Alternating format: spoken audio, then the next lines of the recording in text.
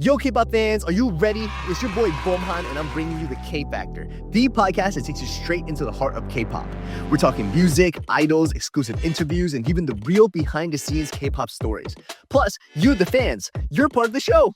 And you can get a chance to jump in, share your opinions, and be part of the conversation like never before. And trust me, you never know where we might pop up next.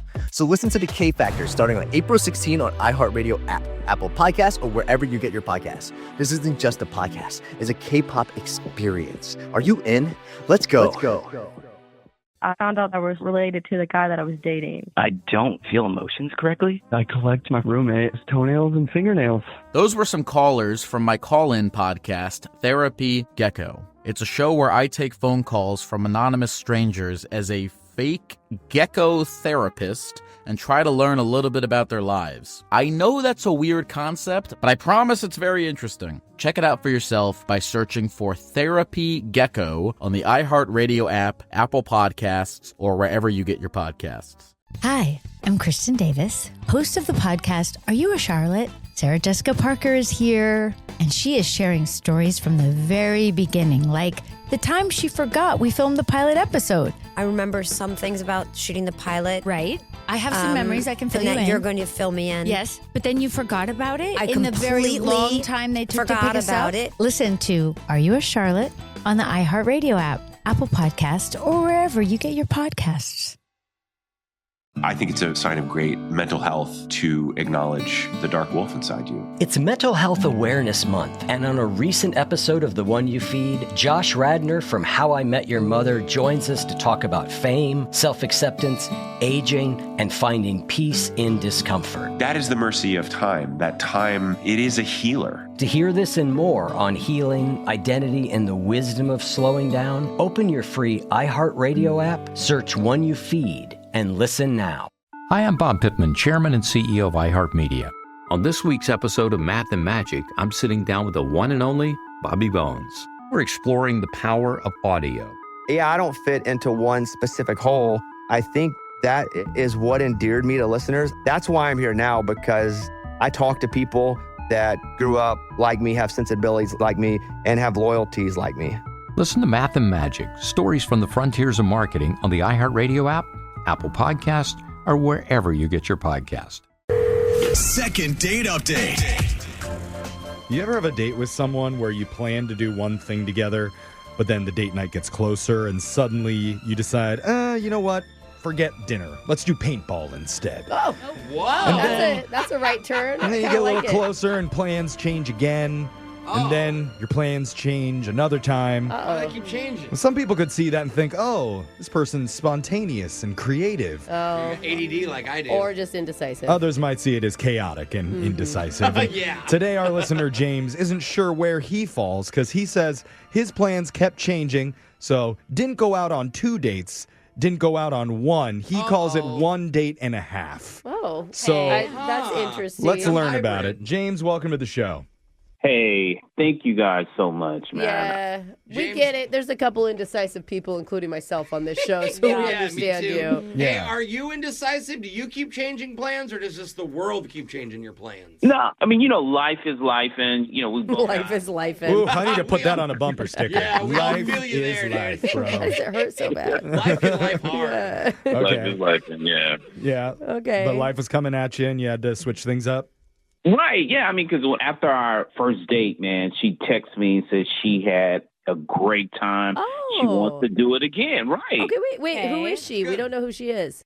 Okay, her name is Lisa, and absolutely gorgeous. She could be Zoe Zandana's older sister. Ooh. Whoa. That's a compliment. Yeah, it man. is. Wow. I don't know who that is, but the name is... The blue girl from Avatar. I love blue girls. Yeah. You can't really see what she looks like in that. Still, yeah. if she looks anything like that, then I'm in. Well, she's not Smurfette, but she's beautiful. Okay. Still. Okay. You That's got me. awesome. That's exciting. Where did you meet her? Did you say? I'm sorry. So we met on a dating app, Okay. And so, yeah, we have same interests and stuff like that. I have like my own company.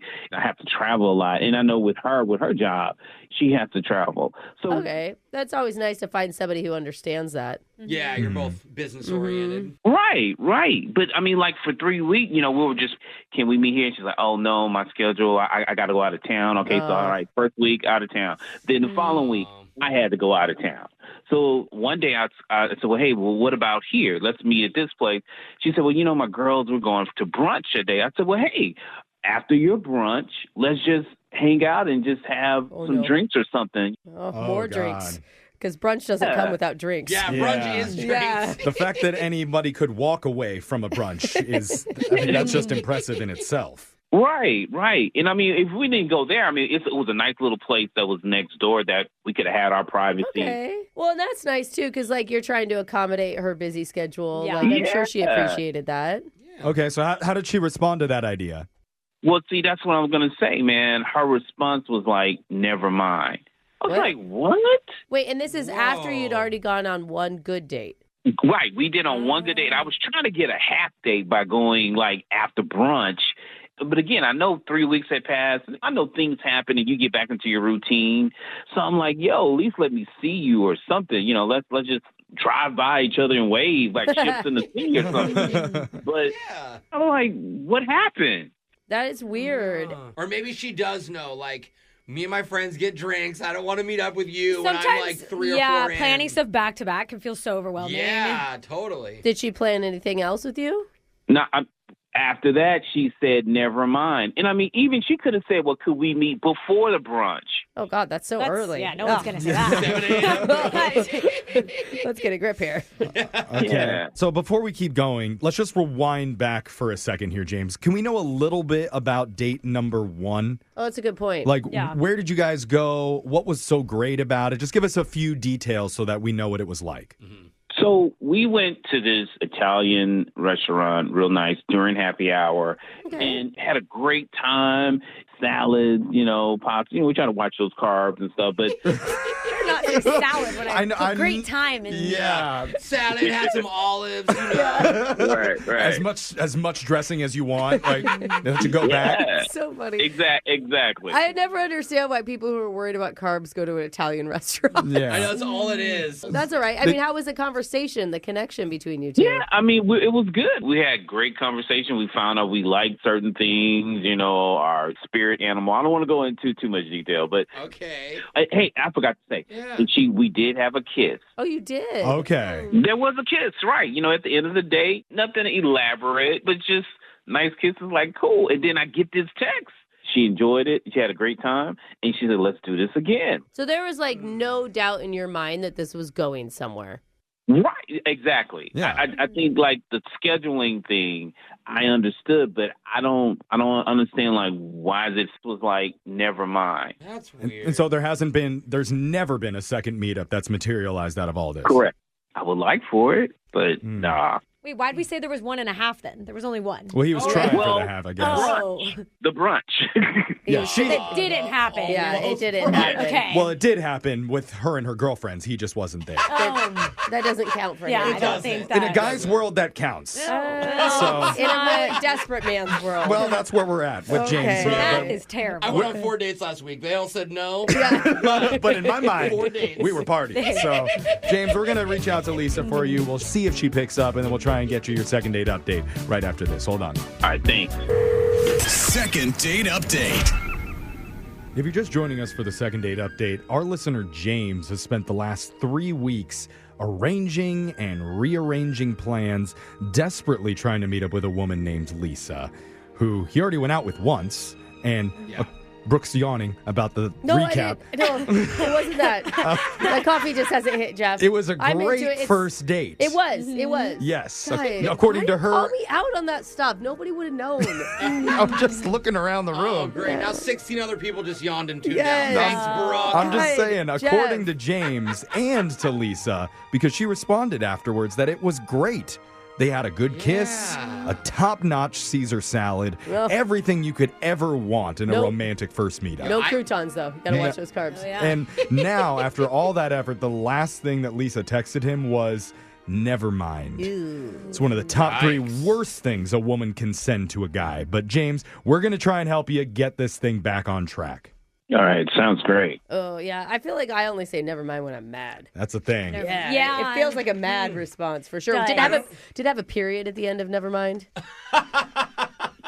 Yeah. Oh, you're done for. Nobody Yeah. texts with like that. That's like end of conversation. It definitely wasn't. Never mind. Yeah, no. That was bad. All You're in right. trouble. Well, now I don't even know if she'll pick up, but seriously. Let's see if she answers. I'm going to dial her number right now. Hopefully, we can get some answers out of her, but here we go. All right, cool.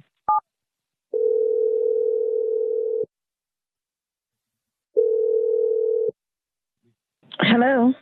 Hey, is this Lisa? Yes, who's calling? Yeah, we're a radio show called Brooke and Jeffrey in the Morning. Hi, Lisa. The whole show's here. Hey, good morning. Hi. May I ask why are you calling me? Yeah, we're doing this segment. It's called Second Date Update, where we try to help out listeners who've gone out with somebody and they're having trouble arranging that second meetup. We try and help facilitate it or figure out if there's a reason why the other person doesn't want to see them again. Yeah, and you can't say never mind. You have to participate. Okay, and you're calling me why? Because a little while ago, almost a month ago, you went out with one of our listeners named... Was it that long ago? He said 3 weeks ago. Okay. With a guy named James. Yeah, I'm not in contact with him. Yeah, Okay. he understands that. Yeah, No, we got that vibe. It sounds like things shifted, though. Did it shift for you? Because at first, he thought you were liking him. Yeah, I guess. I mean... The thing that's confusing to him is that after that first date, he said you guys even texted each other about having a great time, and you said you really wanted to meet up again. Or were you just pulling like Alexis would and just trying to be nice? Yeah. You know? I mean, honestly. That's funny, but it's true. I wouldn't have said it if I didn't mean it, but that was then. That was Okay. then. So something has changed. Yeah, what happened? Well, okay, so I texted him and I did tell him that I had a wonderful time and we were trying to meet up to see each other. Okay, and so at that point you're excited about him, right?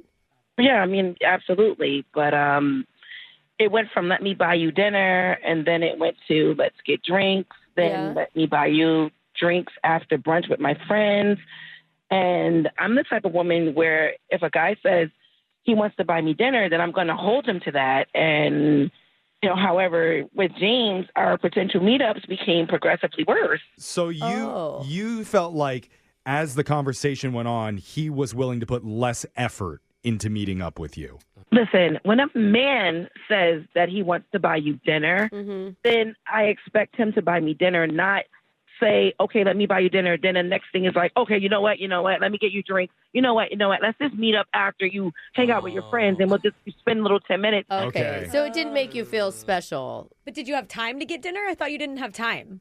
Well, there were times that I didn't have time, and there were times where he didn't have time, but you make time. Okay, you plan it out, and you make time. It's just not a drive-by, let me just see you real quick, and keep going. Like, I don't even know you like that. That's so weird. Because, I think he took it as he was putting in extra effort to try to make anything happen. Compromising for you. Yeah, like shift around you. And I know that, making time is very important. He's made time, much time. to be on the phone with you right now, listening on the other line, waiting to talk to you. Talk about effort.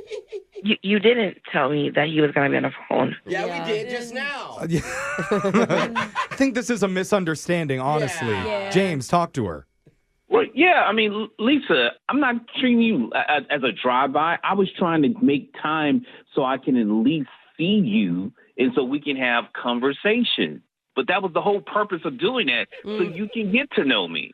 James, you text me, let me buy you dinner, and having drinks after being with my girls is not buying me dinner. Well, I didn't realize I had to be a breadbasket in order to hang out with you. Oh, wait. What the? A breadbasket? What does that even mean? What is that? I don't even know what that means either. I don't know. Meaning when you go to a dinner, they usually give you bread before you have your dinner. Okay. He had to feed a meal to her in order I for it to be a see. date. I don't know that that's exactly what she's saying there, James. No, that's exactly what she's saying. Because if I'm giving effort to meet you and you say you want to get a dinner, well, then it's two people at the same time, Well, then why didn't you suggest dinner after the brunch? You could have said we can go to dinner after brunch. That'd be a really late brunch. Yeah. I can eat that much. I mean, I get her. Like, not directly after, but later on that same day. Clearly, I had time to go to brunch.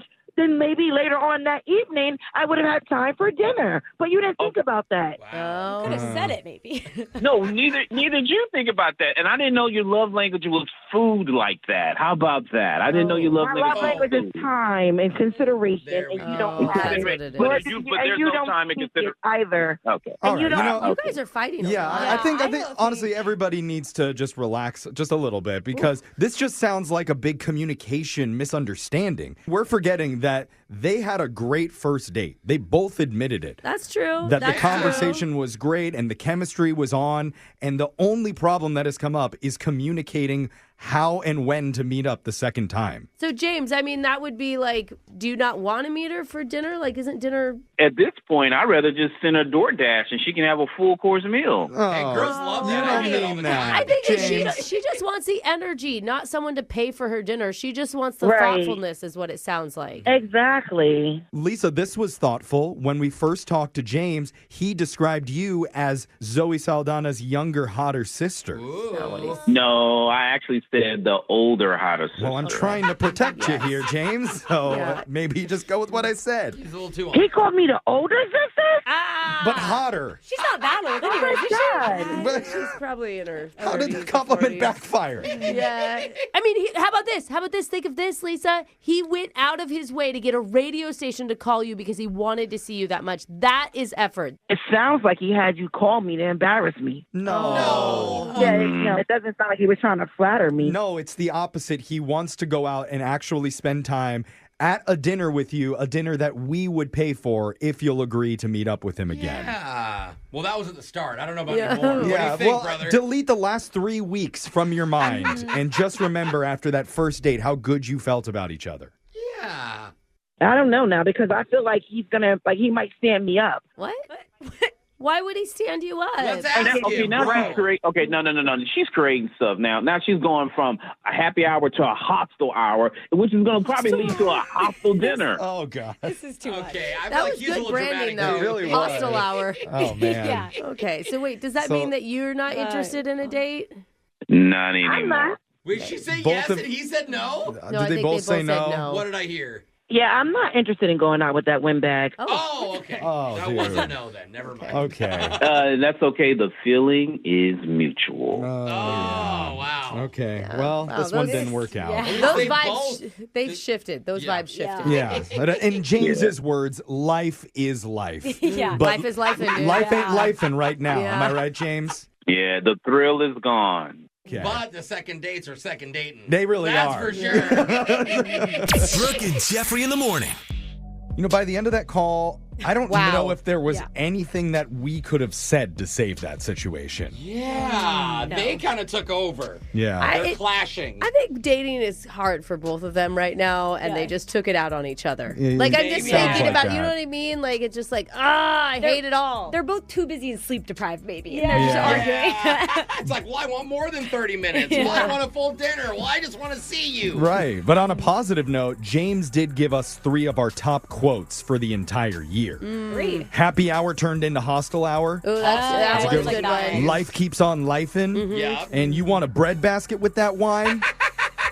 That was I don't old think I school. kind of workshopped it. changed it. I changed it a little bit, Yeah. but Sounds you like said a threat now. you said okay. I mean, You want a actually, bread basket with that wine? I always want a bread basket, so That's my true. response Yeah. is always going to And be wine. yes. The whole thing was promises made, promises not kept. Yeah. So. Darn it. Good news is we don't make any promises when you go listen to us on podcast at Brooke and Jeffrey. Just life is lifing on Life there. is life. Yeah. That's how we do. Go check it out online, wherever you get your podcasts, at Brooke and Jeffrey. Brooke and Jeffrey in the morning. Yo, K-pop fans, are you ready? It's your boy Bomhan, and I'm bringing you the K-Factor, the podcast that takes you straight into the heart of K-pop.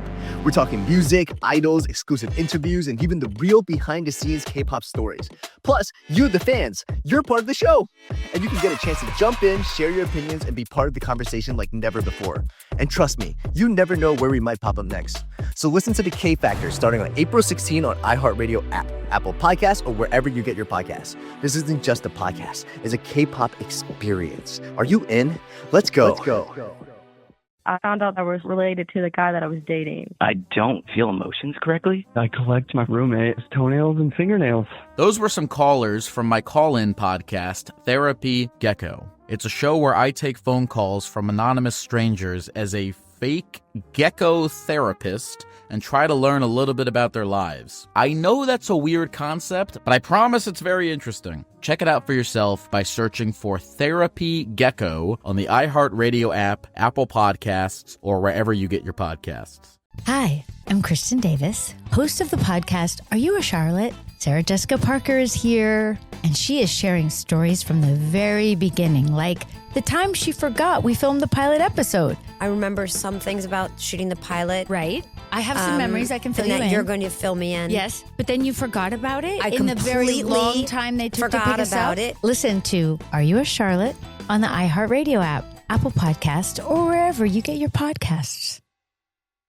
I think it's a sign of great mental health to acknowledge the dark wolf inside you. It's Mental Health Awareness Month, and on a recent episode of The One You Feed, Josh Radnor from How I Met Your Mother joins us to talk about fame, self-acceptance, aging, and finding peace in discomfort. That is the mercy of time. That time, it is a healer. To hear this and more on healing, identity, and the wisdom of slowing down, open your free iHeartRadio app, search One You Feed, and listen now. Hi, I'm Bob Pittman, Chairman and CEO of iHeartMedia. On this week's episode of Math and Magic, I'm sitting down with the one and only Bobby Bones. We're exploring the power of audio. Yeah, I don't fit into one specific hole. I think that is what endeared me to listeners. That's why I'm here now, because I talk to people that grew up like me, have sensibilities like me, and have loyalties like me. Listen to Math and Magic, stories from the frontiers of marketing on the iHeartRadio app, Apple Podcast, or wherever you get your podcast. Yo, K-pop fans, are you ready? It's your boy Bomhan, and I'm bringing you the K Factor, the podcast that takes you straight into the heart of K-pop. We're talking music, idols, exclusive interviews, and even the real behind-the-scenes K-pop stories. Plus, you, the fans, you're part of the show. And you can get a chance to jump in, share your opinions, and be part of the conversation like never before. And trust me, you never know where we might pop up next. So listen to The K Factor starting on April 16 on iHeartRadio app, Apple Podcasts, or wherever you get your podcasts. This isn't just a podcast, it's a K-pop experience. Are you in? Let's go. I found out I was related to the guy that I was dating. I don't feel emotions correctly. I collect my roommate's toenails and fingernails. Those were some callers from my call-in podcast, Therapy Gecko. It's a show where I take phone calls from anonymous strangers as a fake gecko therapist and try to learn a little bit about their lives. I know that's a weird concept, but I promise it's very interesting. Check it out for yourself by searching for Therapy Gecko on the iHeartRadio app, Apple Podcasts, or wherever you get your podcasts. Hi, I'm Kristen Davis, host of the podcast Are You a Charlotte? Sarah Jessica Parker is here, and she is sharing stories from the very beginning, like the time she forgot we filmed the pilot episode. I remember some things about shooting the pilot. Right. I have some memories I can fill and you that in. you're going to fill me in. Yes, but then you forgot about it I in the very completely long time they took to forgot pick us about up. it. Listen to Are You a Charlotte on the iHeartRadio app, Apple Podcast, or wherever you get your podcasts. I think it's a sign of great mental health to acknowledge the dark wolf inside you. It's Mental Health Awareness Month, and on a recent episode of The One You Feed, Josh Radnor from How I Met Your Mother joins us to talk about fame, self-acceptance, aging, and finding peace in discomfort. That is the mercy of time. That time, it is a healer. To hear this and more on healing, identity, and the wisdom of slowing down, open your free iHeartRadio app, search One You Feed, and listen now. Hi, I'm Bob Pittman, Chairman and CEO of iHeartMedia. On this week's episode of Math and Magic, I'm sitting down with the one and only Bobby Bones. We're exploring the power of audio. Yeah, I don't fit into one specific hole. I think that is what endeared me to listeners. That's why I'm here now, because I talk to people that grew up like me, have sensibilities like me, and have loyalties like me. Listen to Math and Magic, Stories from the Frontiers of Marketing on the iHeartRadio app, Apple Podcast, or wherever you get your podcast. Second date update. Who is the worst person that could randomly show up and surprise you on your date? Your dad? I'd love it if my dad showed up on a date. Everybody loves my dad, too. Yeah, your dad is awesome. Yeah, it would suck because my date would be like, hey, let's go hang out with him. Happens a lot. Maybe your grandma, because she made you a ham sandwich so you'd have enough energy to last the entire night. Okay. Granny grandmas knows. are so cute. They are. My grandma's really old. I don't think she knows which grandchild I am anymore. Yeah. But she knows he loves me, But- and that's all that matters. Charlie. Apparently, it got a little awkward for our listener, Jack, because he says somebody from his past kind of crashed his date the other night. Uh-oh. And Jack, I've not read your email yet, so I'm just going to assume it was your third grade teacher who gave you a C in handwriting, Miss Mikrovsky. No, it's even worse than that. Wow. Oh, no. Second Worse grade than that. teacher. Yeah. Who? My ex showed up to the Shut date. up. Oh, God. Your Wait. actual ex. Is it one of those drama things where it's an ex who's been following you around and can't get over you and then just causes all sorts of business? Is that it? Well, it hasn't really happened before, but it Okay. is starting to kind of feel that way after this. Oh, Okay. interesting. So it was natural, like it just happened, kind of thing. I guess we have Yeah. to hear the story. Yeah, I tell guess us you're how it went. So I'm a musician. I play drums in the band. Oh. Wow. Does that have anything to do with the story, or That's a is that cool just a flex you wanted to No, toss it's- out there? Yeah, I mean, it's a good flex. Yeah, okay. What's the setup? Oh, okay. Oh, okay. That has to do with the story. Cool. Okay, so where did you meet the girl that you were going to go out with, not your ex? So we've actually been talking through Instagram, and I've been chatting with her, and seemed like things were starting to feel like there was some chemistry there. So I invited her to the show. So she come watch me play. Now that's a flex. Yeah. Oh, dude, I love having a comedy show because girls are always like, "Can I come?" I'm like, "Yeah, I think it's not sold out." Yeah. It's never. Sold That's where I invited. Never sold out. I invited Miss Mikrovsky to my concert recital. Third grade teacher, Yeah, so that Jeff? she'd boost up that handwriting grade. but Okay, that's Didn't work not- out like you wanted it to. No, it got weird. You have but great handwriting. Yeah, I can't you believe do. she See? failed you. Also, It Jeff, worked. you're Yeah. flexing on the wrong women. I know. Yeah. I know. I know. Sorry, Jack. Tell us how it went with you and your concert. Well, so before the show started, I was chatting with this girl. Her name's Andrea. We were having a good time, and right before the gig starts and I'm about to go up on stage, my ex walks in. Oh, God. this makes more sense though, because Oh it's my like a gosh. public venue. You're Yeah. obviously going to be playing. I thought she was going to be like crashing your dinner date or Yeah. something. Like she didn't know you were going to be there. She knows you're in a band, Yeah. so Right. she's doing this on purpose. Your band's probably like advertising it on social media, so it's Yeah. everywhere. Yeah. How long ago did you guys break up? Well, it's been like a year or so. Oh, So wow. It's like new and old. Yeah. It's That's been a while, but it interesting. hasn't. So you're shocked to see her then? yeah, I've like seen her around, but I hadn't really like seen her face to face or anything. Mhm. And the biggest problem was she was wearing the jersey that she stole from me when we broke up. Oh, No, that's petty, Okay, this dude. girl's friends need to get her other plans. You Yeah. know, like what is she doing? Well, clearly, I think she knows exactly Yeah, what she's trying and to it's do, at working. least. And yeah, clearly she's getting into your head, dude. Wait, we're not doing this second date because we're calling your ex, are we? Oh, no. No, Oh. no, no, no. Oh, okay. Okay. Because I was about to feel really bad about talking so much trash about her. Yes, just a second that's what ago. I'm saying. Okay. Well, so at the end of the day, like we got to hang out after the set. Me and the girl I've been talking with, who I'm trying to talk to you guys about. Andrea. Andrea, that you met on I Instagram. thought it was Andrea. Yeah. Did I say it wrong? Because it was classy and I remembered it. No, Andrea. All right. Oh, so that is wrong. I think said that he's a Andrea. drummer, so his hearing's going a little bit. Yeah. Yeah. Yo, I can't hear It's got anything. 3 syllables. There's 3 beats to it, Andrea. so Andrea. Andrea. Okay. Okay, so you did get some one-on-one time with her. Yeah, before the show we were chatting a little bit, but then afterwards we were going to have our meet and greet where, we just have some fans come around. I spent about 15 minutes. It took way longer than I meant for it to. Uh-huh. And she ended up telling me she needed to bounce. Yeah, I don't know if I'd have fun on a date like that. No, Well, it's not fun. In my experience, the girls do not like to wait around for you. But it's not only that, you start to feel lame. Like you start to feel like, what am I doing? Why am I by myself while this guy is talking to everybody else? I feel really pathetic right now. I I mean, it just continues to get worse. During the meet and greet, I had to introduce my ex to Andrea. What? Oh, What? God. They were together? Like, Wait, why? Did you introduce her as your ex? Well, no, but it just sort of came up because they were talking. And it just became a thing where I was trying to pull her away.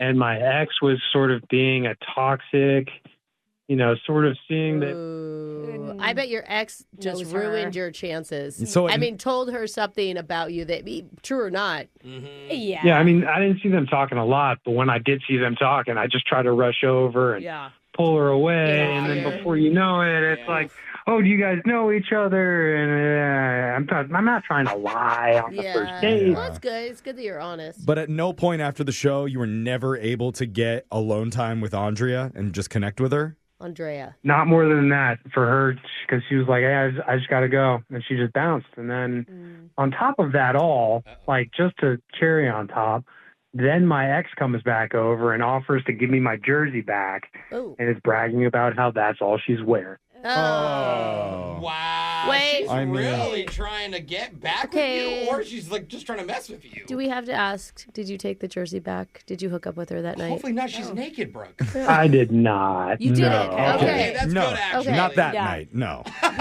That's good. I'm 100% over her. Okay, Good. cool. That's a good thing. Well, let's make this phone call and we'll reassure Andrea that she is 100%. How do you say it different every single time? What? I'm saying what he said. Andrea. You almost called her diarrhea. Okay, whatever. We'll call this lady. And we'll try and get you your second date update right after this. Second date update.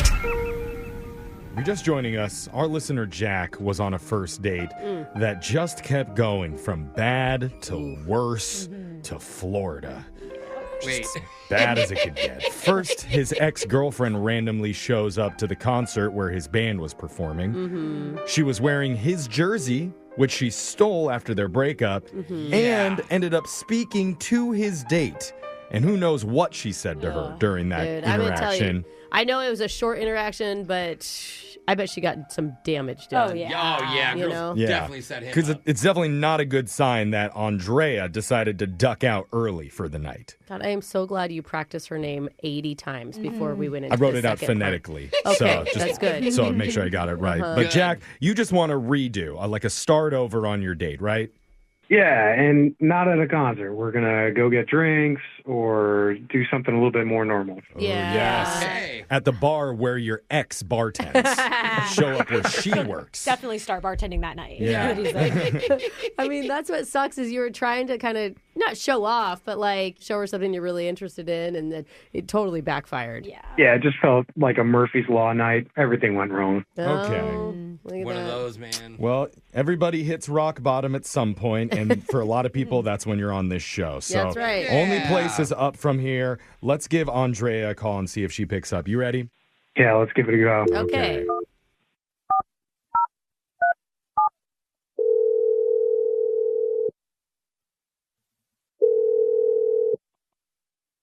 Hello. Hi, is this Andrea? Yes, this is she. Hey, you're on the radio right now with a show called Brooke and Jeffrey in the Morning. Mm-hmm. Hello. Hi. Why? Why? That was a quick why. I like it. Are you right to the point, Andrea? Yeah, you sound a little scared, but you don't have to be because this is a segment. It's like a friendly thing we do called the Second Date Update. And we're trying to help one of our listeners get back in touch with you after you went out the other night. Okay, but if I'm not answering, why would I want to talk to them now? Oh, yeah. a You, great point. you may not want to. Yeah. I think it's more that we're trying to figure it out why. Because the guy's really confused after your hangout. His name's Jack. You went to his concert. Well, and Yeah. I guess that's a good yeah. Confused confused isn't necessarily the right word. I think he knows the night didn't go perfectly well. Yeah, no, it was super awkward. Yeah. Right. We'd love to hear, your side of it, right? I mean, I don't really know why I'd tell you that. This just seems... That's valid. Okay. Well, We hear ya. here's what we know from Jack. He says that you were supposed to go to his concert. His ex-girlfriend randomly showed up uninvited and basically caused a scene. not a scene. I mean, she introduced herself, and That's a scene for a guy. It's a very tiny scene for it just was two definitely people. a stressful moment for him, and like super regrettable. He wishes that he would have done something totally different for your first date. I mean, I don't know. I was really excited to see his band and see him play, and it just seemed like it got more awkward as the night went on. Like, I don't know. He just seemed really sketched out by the whole thing, but also kind of still polite to her. It was very strange. Polite. I mean, wouldn't he have to be polite? What do you want him to be? You don't want to see a man yelling at his ex in Yeah. front of you. Hopefully he has respect for women. And he is working at the same time too. Like he has to put on a good face to do the show. I mean, he's a rock star. I don't know how polite. It's like he could spit on someone and they'd be like, "Thank you." Yeah. I paid $1,000 for this. Yeah. But what do you mean? Oh, he was flirting. What? Flirting? Wait, flirting with who? Like front how? of you? His ex? Yes, like he introduced me to her, and like it seemed like their vibe was still very flirty. Really? Are you sure? I mean, okay, I don't think that you were overreacting, but is there any way maybe you were being a little sensitive just because of the situation, which would be understandable? I mean, maybe, but I don't think so. Like, she cornered me in the bathroom, and she's like talking about how he's still in love with her. He's wearing his jersey and talking about how he gave this to her at the end of the relationship, and there's clearly a still open a door.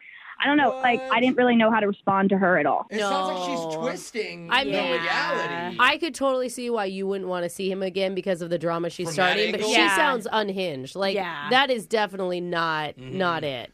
I mean, I was actually thinking that, like, maybe she's the wacko, you know, she's got this ulterior motive that wants to, like, get back with him. But this is the worst part in this whole thing, and really what makes me not want to go out with him at all. What?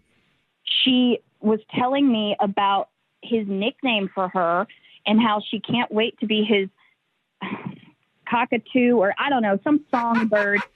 And he was calling me that during our Instagram like messages. No way. It's like his babe. That is not cool, dude. It's also just weird to give you a name before even meeting you. Yeah. I mean, I thought it was cute because it's a songbird and he totally played it off, but he obviously does that with multiple women. Oh, that's his Okay. thing, 'cause he's I in a mean, band. but that doesn't mean that he's a bad guy. It just means that he's uncreative. Yeah. A little lazy. Yeah, but I mean, it rubs everyone the wrong way. Everyone uses babe. Before this gets any more awkward, I should just tell you this, Andrea, that Jack is listening on the other line waiting to talk to you. You're joking, right? Like he's not really on the phone. No, that's kind of how this whole thing works. Jack, are you there? Yeah. Hey. Hi, Andrea. Oh, man. Why would you embarrass me twice? Like, that night was awkward, and now I'm on the radio talking to strangers about you. Like, this is weird. Well, first of all, I wanted to apologize for the way that night went, but you wouldn't even answer my calls to let me do that. So obviously Oh, that my first bad. night. Sorry. Yeah, I think. Hey, start with the apology, Jack, instead of. Well, that's not. Obviously, she just showed up, right? And she's telling you things that aren't true. And Yeah, but she didn't lie about the nickname. You called me that from, like, our third day of talking and made it seem like it was so special to me. That's, like, major ick, man. I mean, but out of all of the cockatiels out there, you are my favorite one. Oh, guys, girls. Wow. I don't think Brooke and I are pet name people. Man. That's got to feel good.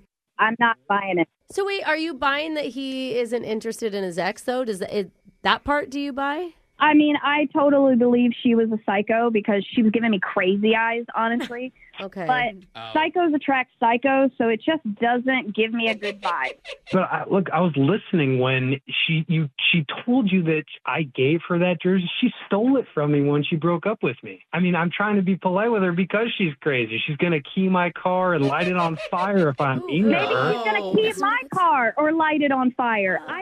I don't want to deal with that. I'm sorry. You guys can run away from her together. Some people could see it as like Jack is such a great boyfriend that it drove her to madness. Yeah. With how strong and wonderful the relationship is, she's unwilling to lose it. And his jersey game on point. But honestly, though, like psychos don't always attract psychos. Like there's people that want to see the best in others and they run past the red flags. I mean, we've all been in relationships with somebody that was some level of crazy, right? We're definitely not just talking about ourselves here, right? No, I'm just saying, like, he can't be labeled psycho just because he had a psycho ex. That's all I'm saying. I don't think that's fair. Well said. Thank you. Well, he has bad judgment then, because why would he go out with her? I think he dated like a year with this girl. Yeah. He's a rock star. He doesn't have time to make great romantic decisions. No, the good psychos aren't psycho at first. It slowly comes out. Yeah, it's a slow burn into psychosis. I don't want to go out with him. You didn't even give me a chance to offer a free date on us, but... Well, that should tell you that I don't really want to. Yeah, we're hearing you. I think I Jack's gotcha. hearing you too. Jack? Yeah, I feel like that's my out, guys.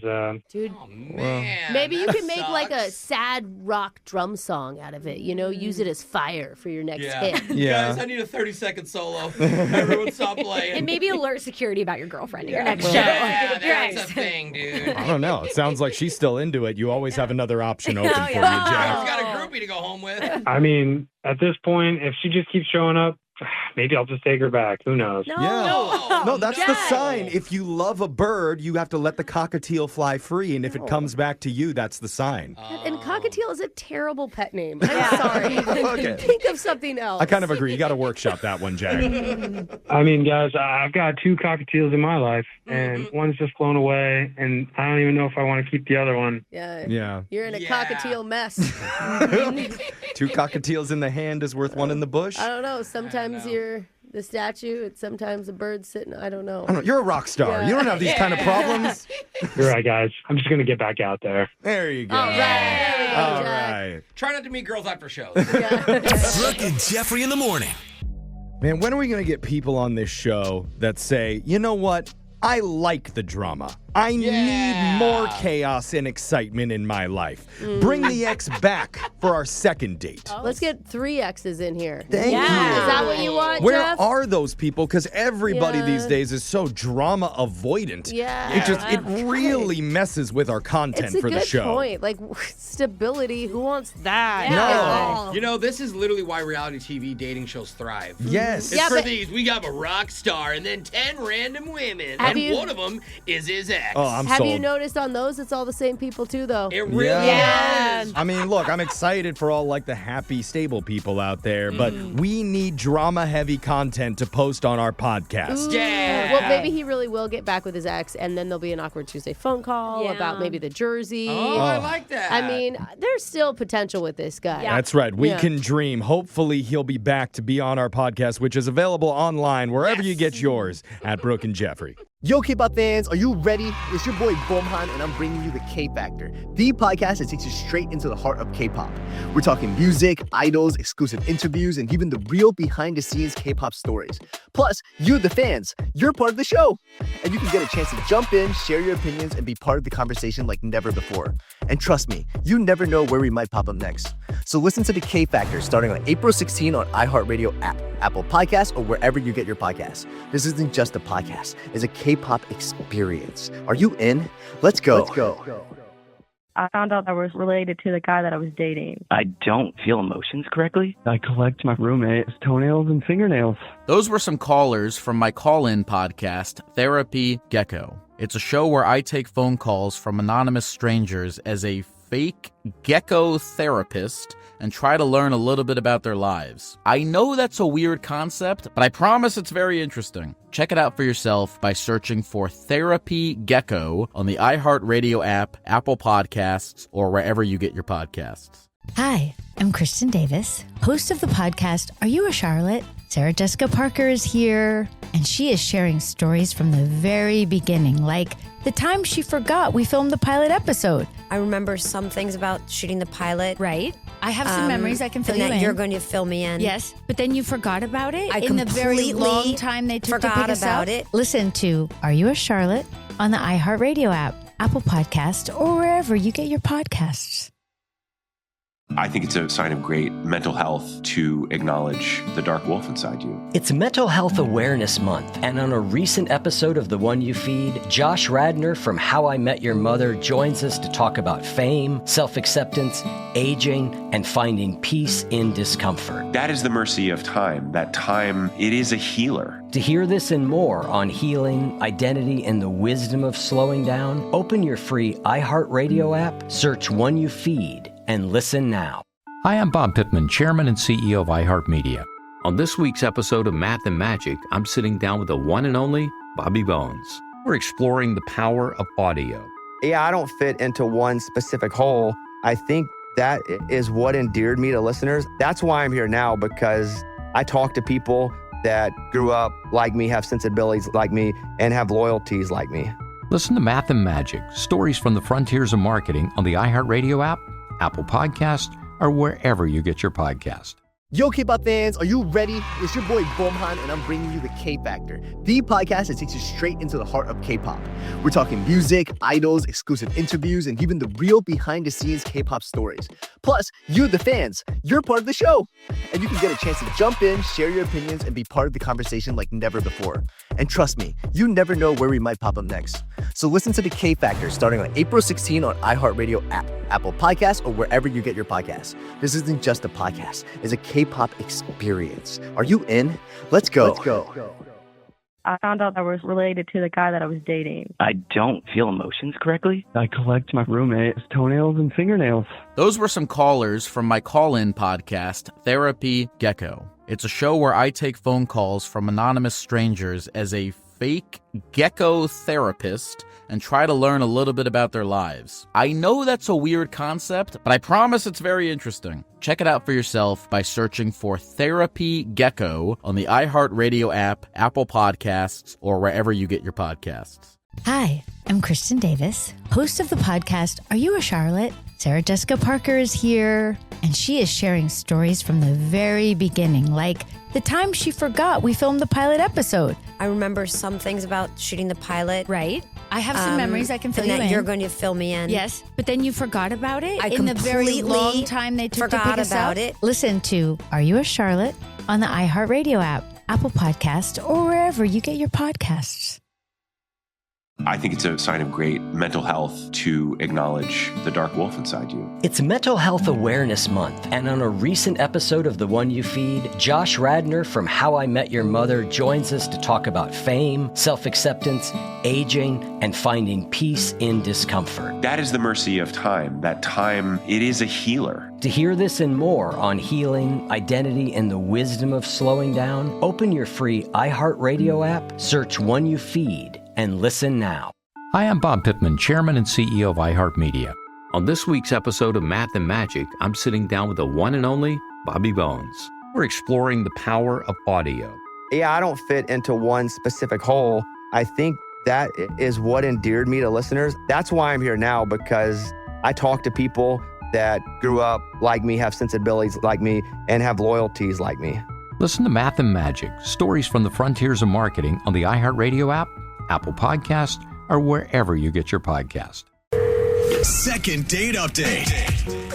We have a text board at 78592 where listeners can send texts into our show, and unfortunately, sometimes we do have to block people if they cross the line with us. Honestly, it's been so long since I blocked anyone, though. Like, I do. I feel like years. Oh, yeah. Anytime you come at the girls or you're like, Brooke's a B word, you're blocked. Yep. Okay, only I can say that. That's not happening very often. Yeah, I don't know what you're Because talking we're about. blocking you. I block 10 a day, Brooke. We're Even blocking if it's them, blocked, the Brooke. message is, what are you talking If you're rude to any of us, blocked. If you criticize our hero of the week because you didn't like my choice, blocked. No. If you compliment me and tell me that I'm cute and fancy, blocked. Wait, what? I'm a shy boy. I don't like compliments that much. Come on, Jen.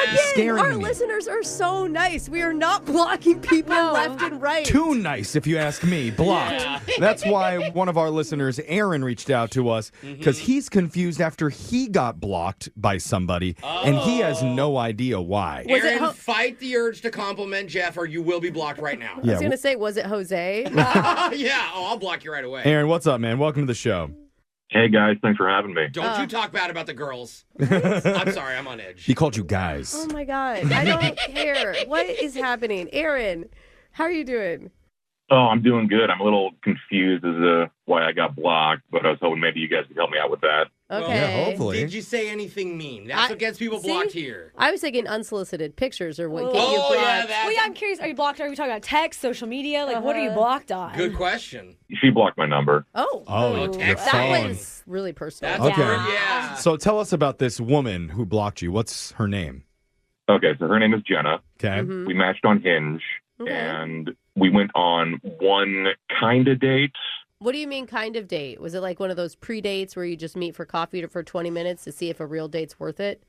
So as soon as we matched, we started talking, and then we were hanging out like an hour later. Whoa. What?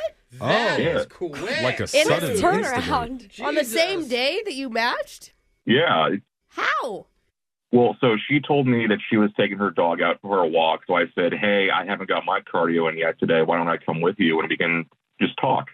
Oh. You a dog invited walker. yourself to her dog walk. Okay. That's kind of cute. Random Alexis, you're a dog walker. Would this be a good date? If a guy was Oh, like, I walk dogs with guys all the time. Oh, It's then, great. already, then that's a yes. Hey, so that's a good date idea. You walk the guys too? A little leash on them? And Can't say that. oh, no. But I do make them clean up the dog poop. You don't want to do that in front of Why them. did Jeff look yeah. so hopeful when he asked that I question? didn't know that was a service. If it's offered out there, I got to look it up. But how did the dog walk go with Jenna? It was mostly small talk. It was kind of more like a pre-date than anything where we were Okay. just getting to know each other. And that's okay. I mean, that's to be expected. Yeah. What was the chemistry or attraction level? I thought I was picking something up. Okay. Okay. She didn't seem like she cut it off. Like, how did it end? So, yeah, we were talking about Hinge and how are you doing on Hinge? And I ended up making a joke where, like, yeah, I ended up having to delete Hinge because I had a full inbox and people kept trying to talk to me and get with me. And it ended not long after that. That was supposed to be. That was supposed to be a joke. Yeah, I thought it was a joke. Oh, Yeah. Yeah. I have Bro, so we many didn't- people in my inbox that I just had to delete it. I see. The way you said it to us, I wouldn't have taken that as a joke. It sounded legit. Yeah, see, maybe I messed up and she just thinks I'm full of myself when I was just trying to be funny. Sure, but that doesn't seem like enough to want to block your number from ever wanting to But- contact you. Did things change after that moment? Not real. It ended not long after that, so I don't know. Maybe she wanted to cut it short. Is it possible that you're just a really slow walker and it pissed her off? Or the opposite, Hey. too fast. Or, yeah. One-steppers? Oof. You got to match her stride for stride. Or just one of those guys who walks in front of the woman the whole time, like a And step doesn't and a think half. about It drives me nuts. How's your walking? I felt like I matched her stride for stride, but I wasn't really focused on that. Okay, let's say you got a pass on the walking. Yeah. What else could it have been, Brooke? I mean, I'm just wondering when you got blocked. Did you Yeah. leave the date and immediately she blocked you, or was there a couple of texts back and forth beforehand? Yeah. Good question. I tried texting her maybe half hour later, and it didn't go through, so it seems like she blocked me almost immediately. I didn't even know you something could tell that you were blocked. You It can never tell that? sends. It just never says delivered. It never says Alexis knows. Yeah, I know. It's unfortunate. You can check months later. It's still not delivered. Wow. Yeah. I'm going to go back through my texts and see. We're all experts on different areas of dating in here. So, Interesting. okay, how long has it been since you got blocked? Been about a week at this point. You guys, what if geez. it's just an accident? What if she just got You don't two left thumbs You gotta and she confirm. I don't know, sometimes I accidentally hit buttons in my back Yeah. pocket or something and she's like, why isn't this guy calling me? That's a hopeful. She would could have be. to have a lot going Yeah. on in her pockets to be like, delete, block, confirm, Yeah. swipe Yeah. left, Hey. unmatched. You never know what a right butt cheek can do. In your back pocket. Hey, they went on a dog walk. Very so who knows? ambidextrous cheek back there, but I mean, yeah, hopefully that's it, but I had a good time with her. I'd like to see if there was something more there. okay. Yeah, she should definitely give you another chance. Or at least an explanation for why you've been blocked. We're going to call her right now. Hopefully she hasn't blocked us already. Oh, But yeah. if she A answers, pre-block. I'm sure a lot of people have, but if she picks up, we'll ask her all the important questions and try and get you your second date update right after this. Thanks, guys. All right, man. Hold on. Second date update. Just to recap real quick, if you missed part one of our listeners, Aaron, hung out with a lady, and that happened within an hour of matching. They were on a dog walk together. Yeah. The crazy part is that walk only lasted a half hour. An hour later, he was already blocked. Yeah. I mean, this girl works fast. Yeah. And we're trying to help Aaron get some answers about what he did wrong. Or maybe it was just a miscommunication that caused him to get blocked. We don't really know. At least we can pinpoint know what, the though? hour and a half time frame. We asked all about whether she liked him and what it was like with him. We never asked, did the dog like you? Oh, did the dogs like each other? Did one bite the other? I don't think he had a dog. I don't think he did. She was just joining him on her Oh, my dog. apologies. I thought he had a dog too. Aaron, could you get a read on Jenna's dog's feelings towards you?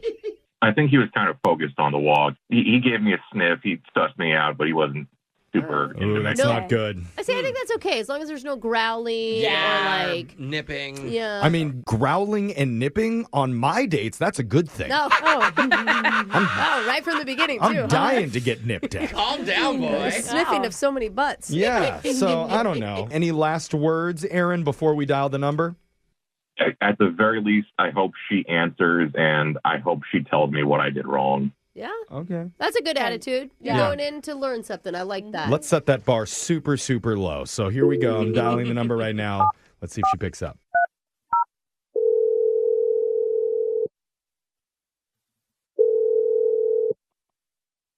Hello. Hey, is this Jenna? Who's this? This is actually a radio show called Brooke and Jeffrey in the morning. Hey, Jenna. Welcome to the show. I'm sorry, who? Yeah. Yeah. There's a lot of us in here. We're a radio show, and we do this segment that you're on right now called a second date update. We're hoping to pry a little bit into your personal life, if that's okay. Second date update? Yeah. It's where we help our listeners who've gone out with somebody and they felt like there was a connection.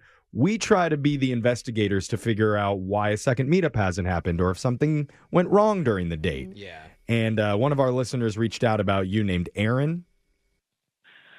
Oh. Okay. Okay. From that response, it sounds like everything was on purpose. We figured you might not have the best reaction because we heard that after the date you blocked him. Yeah. And he just doesn't know why or if that was on purpose. Oh, yeah. No, I definitely blocked him on purpose. Okay. So what we know is that you guys went on a dog walk and it didn't seem to last very long. So maybe you could tell us your version of the hangout and that would help us understand a little more clearly. Okay. Well, I guess to start with, I thought he'd show up with his dog too. Why? I assumed he had a dog already. The girls had to correct me. Yeah. Why would you assume that? Well, because we met up to walk our dogs, so I thought, but we met up to walk my dog. He literally just wanted to walk with me while I walked my dog. That just sounds like a miscommunication. Yeah, make it clear. Didn't he say he needed to get his cardio in for the day? I would have blocked him for that too. I'm with you, girl. Get him, Jeff. That's not why I blocked him. Oh, okay. Okay, Sorry. so are you saying you were disappointed that he didn't have a dog? I was surprised, but I got over it quick. It wasn't that big of a deal. We were Okay. getting to know each other. So where did the date shift for you in your mind? Well, then he asks me, so what's your credit score? Should I be worried? Oh, that's a little personal. Well, I don't know. It hold on. sounds like he's trying to be funny. He told us that there was a few jokes that he tried to make and they didn't quite land. It did not sound like a joke. He actually wanted to know. Oh. Did you tell? Wait, did you tell him? No, I didn't tell him. I thought it was so out of line. Oh. I feel like that's less like intense than it used to be. People But in a share 30-minute conversation? Yeah, it was really quick. I mean, I don't even know that we should be talking about that on a fifth or a sixth date. Everybody has different comfort levels when it comes to money. Okay. You know, that's true because like some couples have joint accounts eventually, and some don't talk about expenses. So is that where you felt like he crossed the line? Oh, absolutely. I mean, 15 minutes in and he's asking me about my finances. Are you sure he wasn't joking though? Like when you didn't tell him, what kind of response did he give you? We both just kind of laughed it off, but he definitely still seemed like he seriously wanted to know. Okay. It's possible that it was a joke and it just didn't come across the right way. And the best way to find out is to have you tell it again. Well, to at least have you talk to him about it because you might not know this, Jenna, but Aaron's on the other line right now listening to this conversation. The guy I blocked is on the phone. Yeah. We haven't When you blocked say him it- yet, but You know, when you say it that way, it doesn't feel as fun. Yeah. Very true. hopefully he has an explanation, though. Aaron, are you there? Hey, yeah. Hey, jokester. Hey. You want to know her social security number next? Read your credit Maybe card date info. 2, or at least say something to Jenna. Yeah, I'm sorry I made you feel uncomfortable. It's just in today's dating culture, I'm trying to find a long-term partner, and I'll get right and not waste time. You serious? See, I knew you weren't joking. I knew you actually wanted to know my credit score. Okay. And that's a lot. But he wanted to know it for honorable reasons. Because he wants to be with you forever. Unless you have a score of under 750. Yes. If we're not getting approved for loans, this love is not real. That's got to change how you feel about it a little bit, right, Jenna? No, not at all. Oh, man. Aaron. But Aaron, you see how that's kind of weird. What if she's the love of your life and she has a bad credit score? I mean, it's not very romantic. No. Yeah. Well, to be 100% honest, I was kind of asking to see if you'd be interested in like a no strings attached financial compensation thing. What? Like a sugar daddy situation? Wait, what are you asking? It's awkward to talk about on the radio. Yeah. Well, you here chose we are. this, Aaron. This was you called us. You have full control over what you say and don't say. I feel like texting this is awkward as well. Jenna, do you know what he's talking about? I mean, it sounds like he's looking to be my sugar daddy.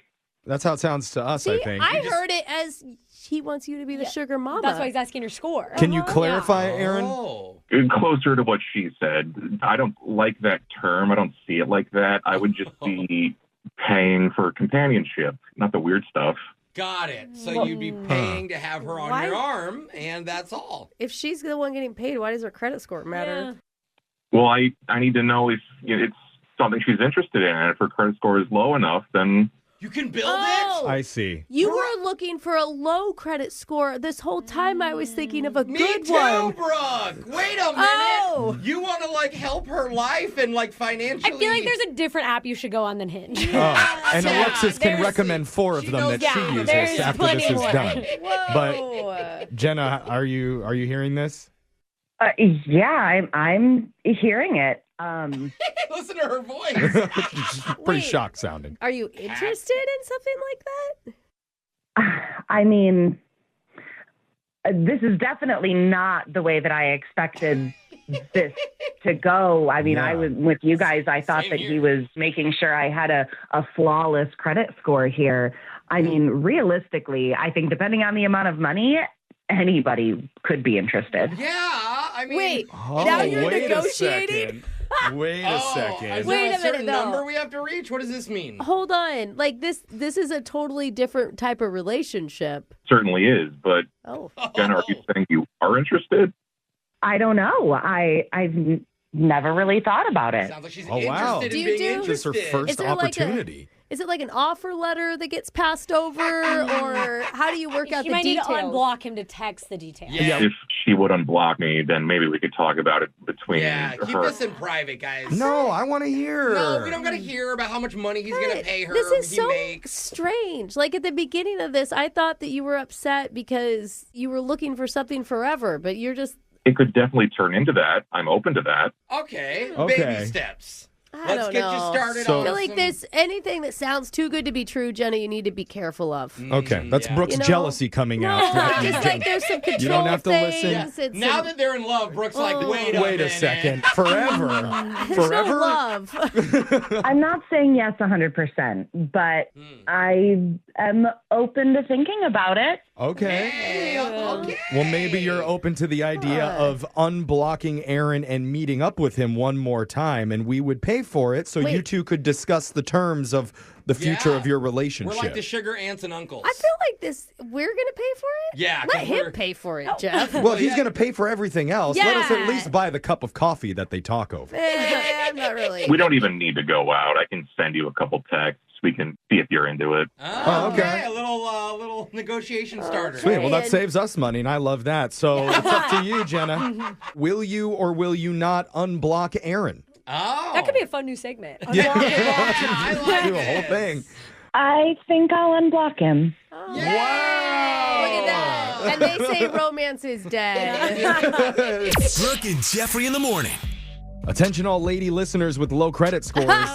Aaron is looking to supplement your financial hardship as long as you are willing to walk your dog with him. Dude, you Quote, don't even unquote. know how hard that was for me to finally get it that he was looking for low credit scores. Yeah. The whole time. The funny thing was at the start of the call, I mean, he had a deep voice and he just seemed like kind of a sweet, shy guy. Dude, he was like, remember, he's like, oh, I made that sarcastic statement trying to be funny, and I think that maybe I came off too braggy. But once she got onto the phone, he wasn't messing around. He went right to the payment companionship negotiation talk. Yep. It was all business. I don't even know if I want an update on this one. Yeah, I mean, there's not a lot of heart in it, that's for sure. I think we can assume what's going to happen. Yeah. You're gonna send her money. I Yeah. wish there was like a middle fee we could get. Yeah, I don't know about that. Oh, I like that. You know what I mean? Like, give me 10%. What I think I do- that's called a pimp, but yeah. What I do want is for all of our listeners to find our second date updates on our YouTube. Yeah. I want that for everybody, and wherever you get your podcasts, you can always find them at Brooke and Jeffrey. Brooke and Jeffrey in the morning. Yo, K-pop fans, are you ready? It's your boy Bomhan, and I'm bringing you the K-Factor, the podcast that takes you straight into the heart of K-pop. We're talking music, idols, exclusive interviews, and even the real behind-the-scenes K-pop stories. Plus, you, the fans, you're part of the show. And you can get a chance to jump in, share your opinions, and be part of the conversation like never before. And trust me, you never know where we might pop up next. So listen to the K-Factor starting on April 16 on iHeartRadio app, Apple Podcasts, or wherever you get your podcasts. This isn't just a podcast. It's a K-pop experience. Are you in? Let's go. I found out that was related to the guy that I was dating. I don't feel emotions correctly. I collect my roommate's toenails and fingernails. Those were some callers from my call-in podcast, Therapy Gecko. It's a show where I take phone calls from anonymous strangers as a fake gecko therapist and try to learn a little bit about their lives. I know that's a weird concept, but I promise it's very interesting. Check it out for yourself by searching for Therapy Gecko on the iHeartRadio app, Apple Podcasts, or wherever you get your podcasts.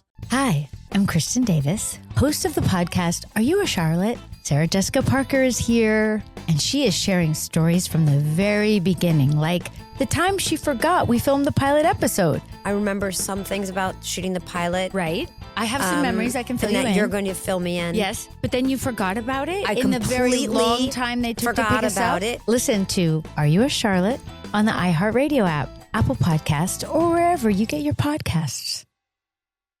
I think it's a sign of great mental health to acknowledge the dark wolf inside you. It's Mental Health Awareness Month, and on a recent episode of The One You Feed, Josh Radnor from How I Met Your Mother joins us to talk about fame, self-acceptance, aging, and finding peace in discomfort. That is the mercy of time. That time, it is a healer. To hear this and more on healing, identity, and the wisdom of slowing down, open your free iHeartRadio app, search One You Feed, and listen now.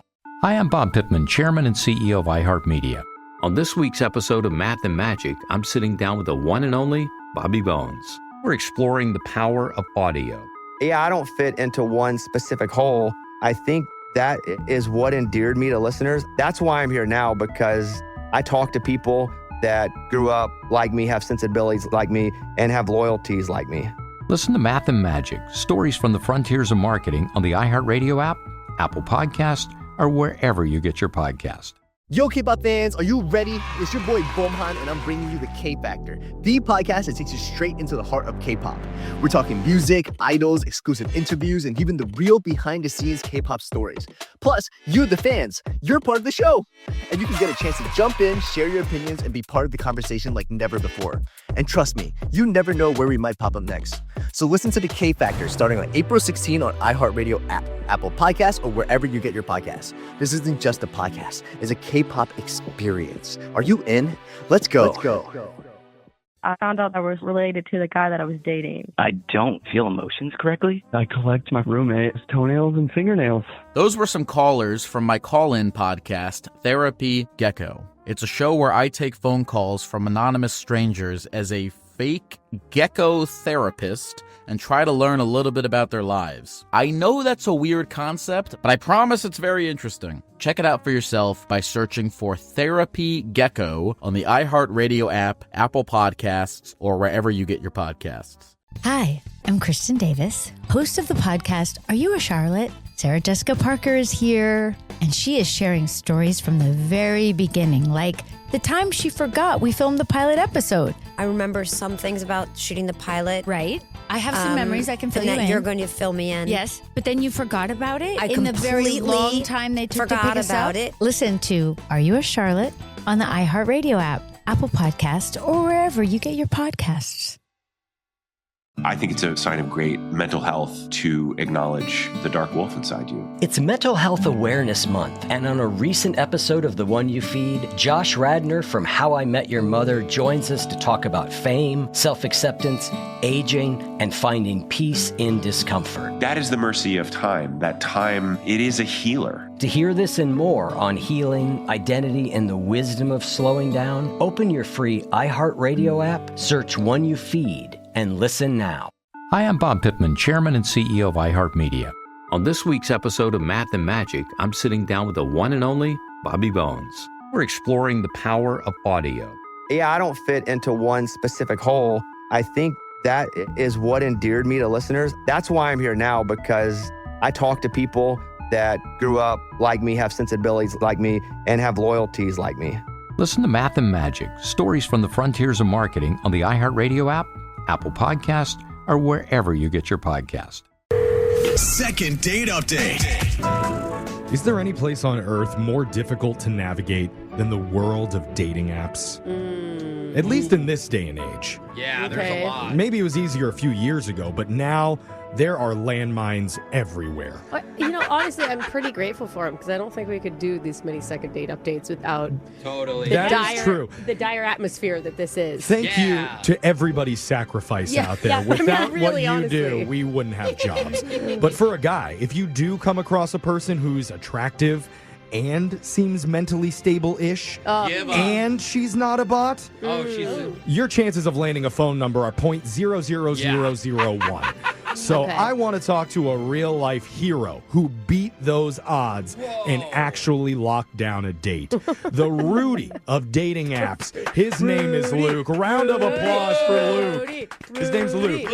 I know, but you started with Rudy, and like, Yeah. I was going to give him a Rudy entrance. Okay. You know, that's what you do. Well, yeah, that's fine. We messed up your intro, Luke, but sorry, you want us to yell someone else's name? And I was into it, you guys. Look, you know the movie, you know the scene. Y'all, this is great. I haven't felt this welcome in a long time. Okay. yes. Luke, you are an inspiration to millions of people listening right now. We are hoisting you up on our shoulders, carrying you all over this room. Just please tell us how you did this. We're holding the phone. Well, I met this girl online, and that's what we were talking about for a while. You know what? He did it by being a smooth talker and That's a good right. listener. Straight to the point. Yep. How did you get a date with a girl after meeting her online?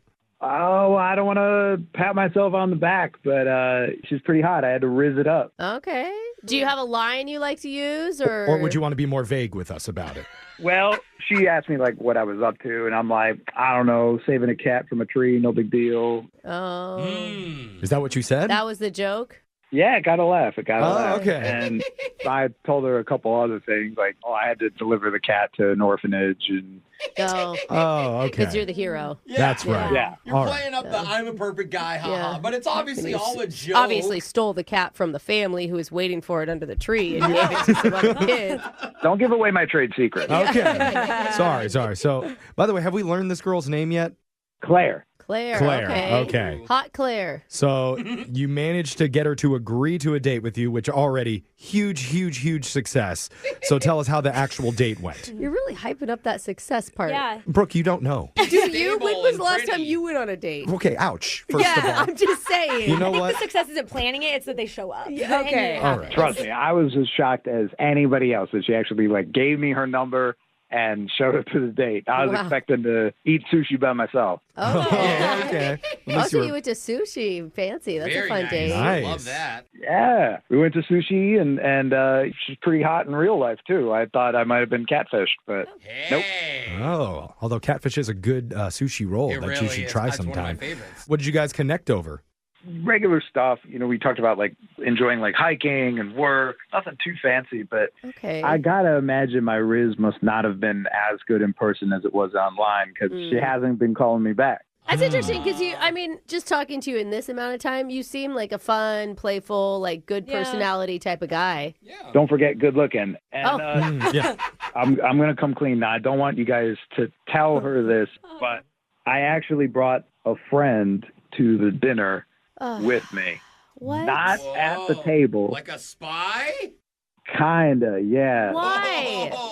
Why? Please tell me you're talking about the cat that you rescued. No, they were just at the table nearby and kind of like... Oh, wait. So now it's they? Now it's multiple people?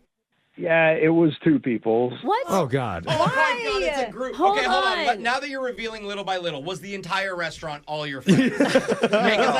Even the waiter was his mom. Yeah.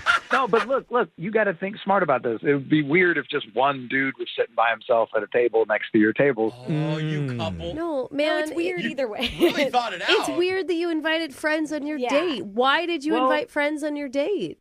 Trust me, she did not know. I mean, Girls always know. Yeah. But like, weren't they staring at you, or like, was it ever obvious? no, I didn't think so. I mean, listen, all I would do is if I felt like I was kind of running out of some riz, there was a little bit of like a lull in the conversation, I'd just excuse myself to the bathroom, and one of them would meet me in there, and we'd kind of game plan before I'd head back in. Oh, okay.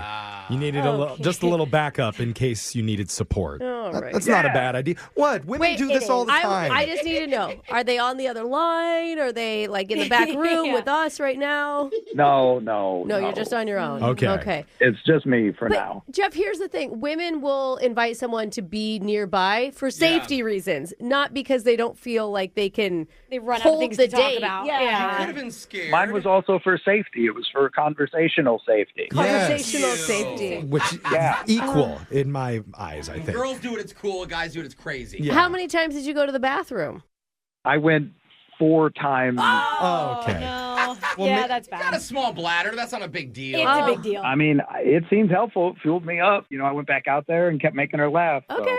Okay. So how So did- you were able to game plan better conversations. Wow. And how did the date end? It was a little kiss. It was a little peck on the cheek. Okay. Was there any talk about future hangouts? Like with me and my friends? No. No, Dan. the Although date. you can answer that if you want to. I'm No. curious. Even they're like, we're not going to see you again. No You risk. get dumped by 3 people in one night. At this point, I kind of feel like if I don't get a call back, we all lost. Oh, okay. yeah. They did do half the work. We all need closure here. That's a good point. All right. Well, we're going to call Claire and hopefully get some answers, not just for Eric, but for his entire friend group. Wow. So we can all rest easy after we do your second date update right after this. Hold on. Second date update. If you're just joining us, we've been talking to RML Riz Master Luke, who locked down a date with a tasty little saucepot named Claire the other night. His words, not Yeah, mine. that's TLSP. That's right. So good took her one, to a restaurant, and for backup, he brought a couple of his buddies along. Oh. Had them sit at a nearby table just in case he needed some help with conversation topics. Wasn't it a girl and a guy that he brought along? Like, I assumed 2 guys. oh, you always do. it was 2 of my buddies. Okay. Well, he's got to be able to meet him in the bathroom, Brooke. Yeah. So, I mean. Now, the good news is he only needed their help 4 times throughout the dinner date. That is so many times. Well, Luke, we never asked you, though. Did your friends who were there that night have any theories on what they think could have gone wrong? No, they said I was killing it. They were like, yeah, man, What? she's all about it. Wait, Oh. what? You met him in the bathroom and that's the advice they gave you is you're killing it, keep doing what you're doing? No, that's what they told me after the date. Oh, when they were watching from the bushes as you said goodbye to Yeah. her. Well, I'm imagining them putting thumbs up from across the table. No, they weren't in the bushes. They were in their car in the parking lot. Oh. Okay.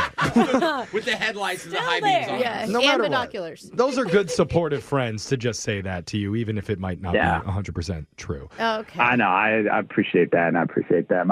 Yeah. I really want you guys to do whatever you can to help get me the second date. And if you could, please don't mention that my friends were there. I don't want her to know that. Oh, Okay. okay. We'll tell her that you have no friends whatsoever. So, That's impossible. I They think couldn't maybe be there. just don't bring up friends at all, Jeff. Yeah. Is the Until idea. she probably does. Oh, you think she saw You it? think she Exactly. knows. let's find out. I'm going to dial Claire right now. We'll see if she picks up and hopefully get some answers. Here we go.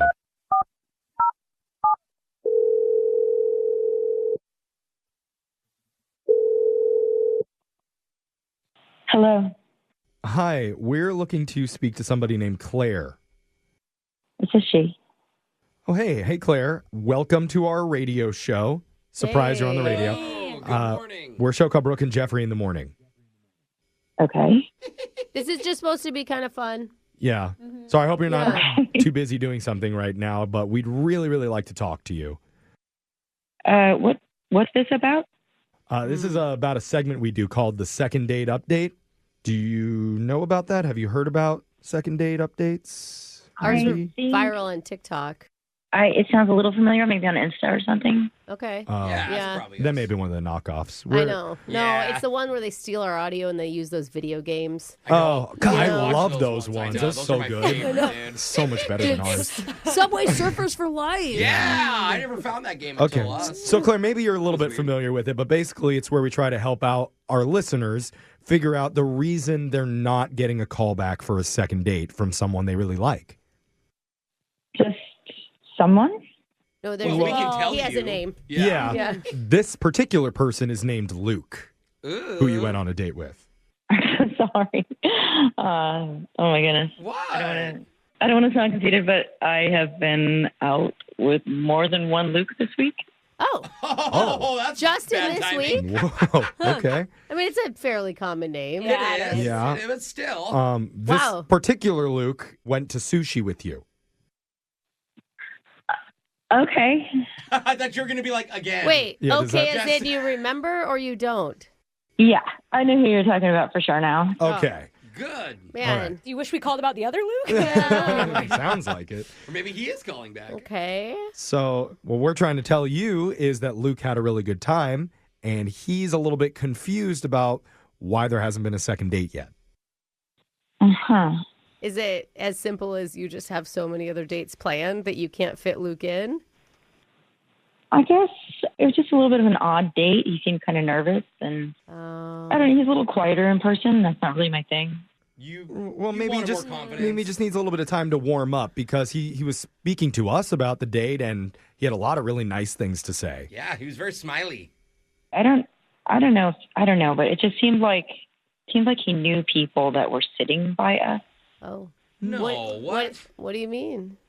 Like when Luke would make a joke, I would hear like the two tables over laughing and say how funny that guy is. Some other table was listening in on your conversation. Like overselling I mean, to be That's fair, annoying. I do that all the time. I love when a first date comes in and I'm at a restaurant. It is like, it's better than I any do imagine HBO Brooke show. talking about it. Brooke, turn I it love around. it. Nice joke, girl. Dude, You're doing I good. talk about it with my kids. I'm like, did you hear what they said? No, No. with the kids. But- Oh, yeah. Claire, you find that behavior to be rude and insulting? It was kind of loud. It was a weird vibe. I don't know.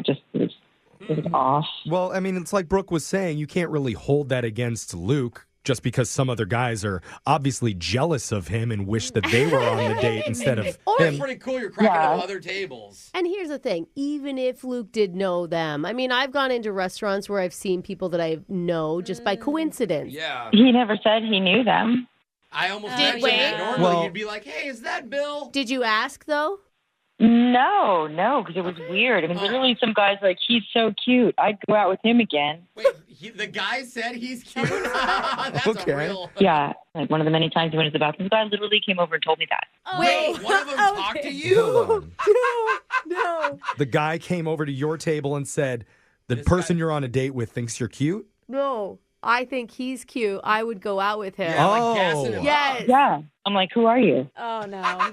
Dude, he is going to die when he hears that one of the guys from the table came over. Yeah. Doing too much. And he already did hear that, actually, Claire, because he is listening on the other line to this conversation.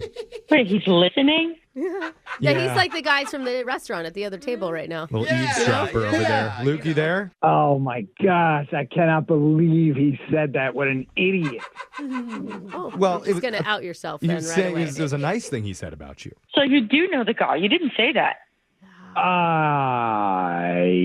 Oh my God. Okay. Just Now tell we're her gonna at stop. this point. Listen, Is it I'm some sort of sorry. You're really attractive and you're really cool. And I was just nervous and I wanted to have some buddies there to kind of just help me with the date. Oh. I'm sorry I didn't tell you. I thought it would be uncomfortable and weird. So those guys were like your training wheels. Very well said. That's a new term. That's a good Kinda one. like it. I do like that. I guess you could say that. Okay. I guess I really appreciate your honesty. I do. Like, that's kind of 100% pathetic. Oh, ouch. Okay, Come that's- on, Claire. That's a little strong. I mean, he's a nice guy. He's just trying his best. Yeah. And like, now that you know, the only reason you didn't like the date was because of them. It wasn't because of Luke. Did you not hear me before? I said he was way different than he was online. So both things turned me off. So that too. Is it like he was funnier online? What do you mean? He was outgoing online and not in the sense of like, I'm bringing friends on your date. Unless he's messaging his friends, like, what do I message her back? No, I'm starting to think. How about this? Would you want to go back to talking online? I'm better online anyway. Oh, there we go. That's an idea. It's more of a safe place. What are you guys talking about? How is that? That's not a second date. No. That's not the point of this. Is to get him another shot in real life without the friends, without the training wheels. What if you go on a date, but you only text throughout the date? Okay. Okay, guys. I could do that. We know you can. We're about her. I was totally joking, but You guys are not getting this because I didn't necessarily like him in person and I didn't like his friends. Okay. Whoa, hey. Only the online version of Luke is acceptable. Look, my friends have my best interest, and if you don't see that, then I don't know. Maybe you don't deserve me. See, good. Stand up for your friends, bro. Okay, fine. That's cool with me. Oh. Yeah, I think I don't know. I thought that would Have work. fun with the other Luke, then. I forgot He about said his the own other name in Luke. such disdain. Yeah. So I can't even offer to send you guys out on a date that we would pay for, Claire, because it's normally what I do here. I do get asked out a lot, so no, I don't need that. Okay, well. Listen, Claire, I apologize. I honestly, I would actually like to go out with you again. Wait, what? You just told her you didn't need her, Luke. Yeah, what? You remember sticking up for your friends, showing her. She's really hot, though, and like I'm telling you, man, the online dating scene is rough. Okay. Okay. So I now see. we've turned this into a third date update. Would you be willing to give him a third chance at meeting up with him one more time, No. Claire? Oh, okay. Fourth No. date update. Just keep asking. Okay. You know what? Forget it. Luke, I'm sorry. She's going to say no. All right. I have to go, guys. This really has not been very much fun. Oh. Okay. Hot and such a delight, isn't she? Brooke and Jeffrey in the morning. Man, why are the hot ones always so mean and unforgiving? Seriously, bro. I don't get Wait, it. does that mean that we're not the hot ones? Yes, oh, Brooke. because we're so kind This is and how awesome. you find out. Yeah, sure. But I don't know how you Wait, twist what? into that. did you hear Luke admitted his mistakes? He apologized for his actions. He complimented her, tried to reach a compromise, Okay, Jeff. and none of that flies with a hot girl. You are Okay. a good wingman, Jeff. He did a terrible job of all Yeah. of those things. And a terrible communicating thing, it. bringing his friends there. Yeah, without telling her. Okay, Dude. your guys' inner hot girls are coming out and being like mean for no reason. Brooke, did you hear that? We have an inner hot girl. Yeah. I wish it was outer, but I'll take the hot one. Sure. But we want to help your inner personality, mean, hot, I have an cute, inner whatever. smart guy in there, by the way. Do you? Yeah, we all have inner people. I've never met him. Your inner personality deserves to find love, and we want to help you. Email the show. We can call that person who's not calling you back, and go check out our entire resume of second date updates. They're online wherever you get your podcasts, Apple, Spotify, all the places. Yes. Just look up Brooke and Jeffrey's second date update. Brooke and Jeffrey in the morning. Yo, K-pop fans, are you ready? It's your boy Bomhan, and I'm bringing you the K-Factor, the podcast that takes you straight into the heart of K-pop. We're talking music, idols, exclusive interviews, and even the real behind-the-scenes K-pop stories. Plus, you're the fans. You're part of the show. And you can get a chance to jump in, share your opinions, and be part of the conversation like never before. And trust me, you never know where we might pop up next. So listen to the K-Factor starting on April 16 on iHeartRadio app, Apple Podcasts, or wherever you get your podcasts. This isn't just a podcast. It's a K-pop experience. Are you in? Let's go. I found out I was related to the guy that I was dating. I don't feel emotions correctly. I collect my roommate's toenails and fingernails. Those were some callers from my call-in podcast, Therapy Gecko. It's a show where I take phone calls from anonymous strangers as a fake gecko therapist and try to learn a little bit about their lives. I know that's a weird concept, but I promise it's very interesting. Check it out for yourself by searching for Therapy Gecko on the iHeartRadio app, Apple Podcasts, or wherever you get your podcasts. Hi, I'm Kristen Davis, host of the podcast Are You a Charlotte? Sarah Jessica Parker is here, and she is sharing stories from the very beginning, like the time she forgot we filmed the pilot episode. I remember some things about shooting the pilot. Right. I have some memories I can fill and you that in. You're going to fill me in. Yes, but then you forgot about it I in the very completely long time they took to forgot pick us about up. it. Listen to Are You a Charlotte on the iHeartRadio app, Apple Podcast, or wherever you get your podcasts. I think it's a sign of great mental health to acknowledge the dark wolf inside you. It's Mental Health Awareness Month, and on a recent episode of The One You Feed, Josh Radnor from How I Met Your Mother joins us to talk about fame, self-acceptance, aging, and finding peace in discomfort. That is the mercy of time. That time, it is a healer. To hear this and more on healing, identity, and the wisdom of slowing down, open your free iHeartRadio app, search One You Feed, and listen now. Hi, I'm Bob Pittman, Chairman and CEO of iHeartMedia. On this week's episode of Math and Magic, I'm sitting down with the one and only Bobby Bones. We're exploring the power of audio. Yeah, I don't fit into one specific hole. I think that is what endeared me to listeners. That's why I'm here now, because I talk to people that grew up like me, have sensibilities like me, and have loyalties like me. Listen to Math and Magic, stories from the frontiers of marketing on the iHeartRadio app, Apple Podcast, or wherever you get your podcast. Yo, K-pop fans, are you ready? It's your boy Bomhan, and I'm bringing you the K-Factor, the podcast that takes you straight into the heart of K-pop. We're talking music, idols, exclusive interviews, and even the real behind-the-scenes K-pop stories. Plus, you, the fans, you're part of the show. And you can get a chance to jump in, share your opinions, and be part of the conversation like never before. And trust me, you never know where we might pop up next. So listen to the K-Factor starting on April 16 on iHeartRadio app, Apple Podcasts, or wherever you get your podcasts. This isn't just a podcast. It's a K-pop experience. Are you in? Let's go. I found out I was related to the guy that I was dating. I don't feel emotions correctly. I collect my roommate's toenails and fingernails.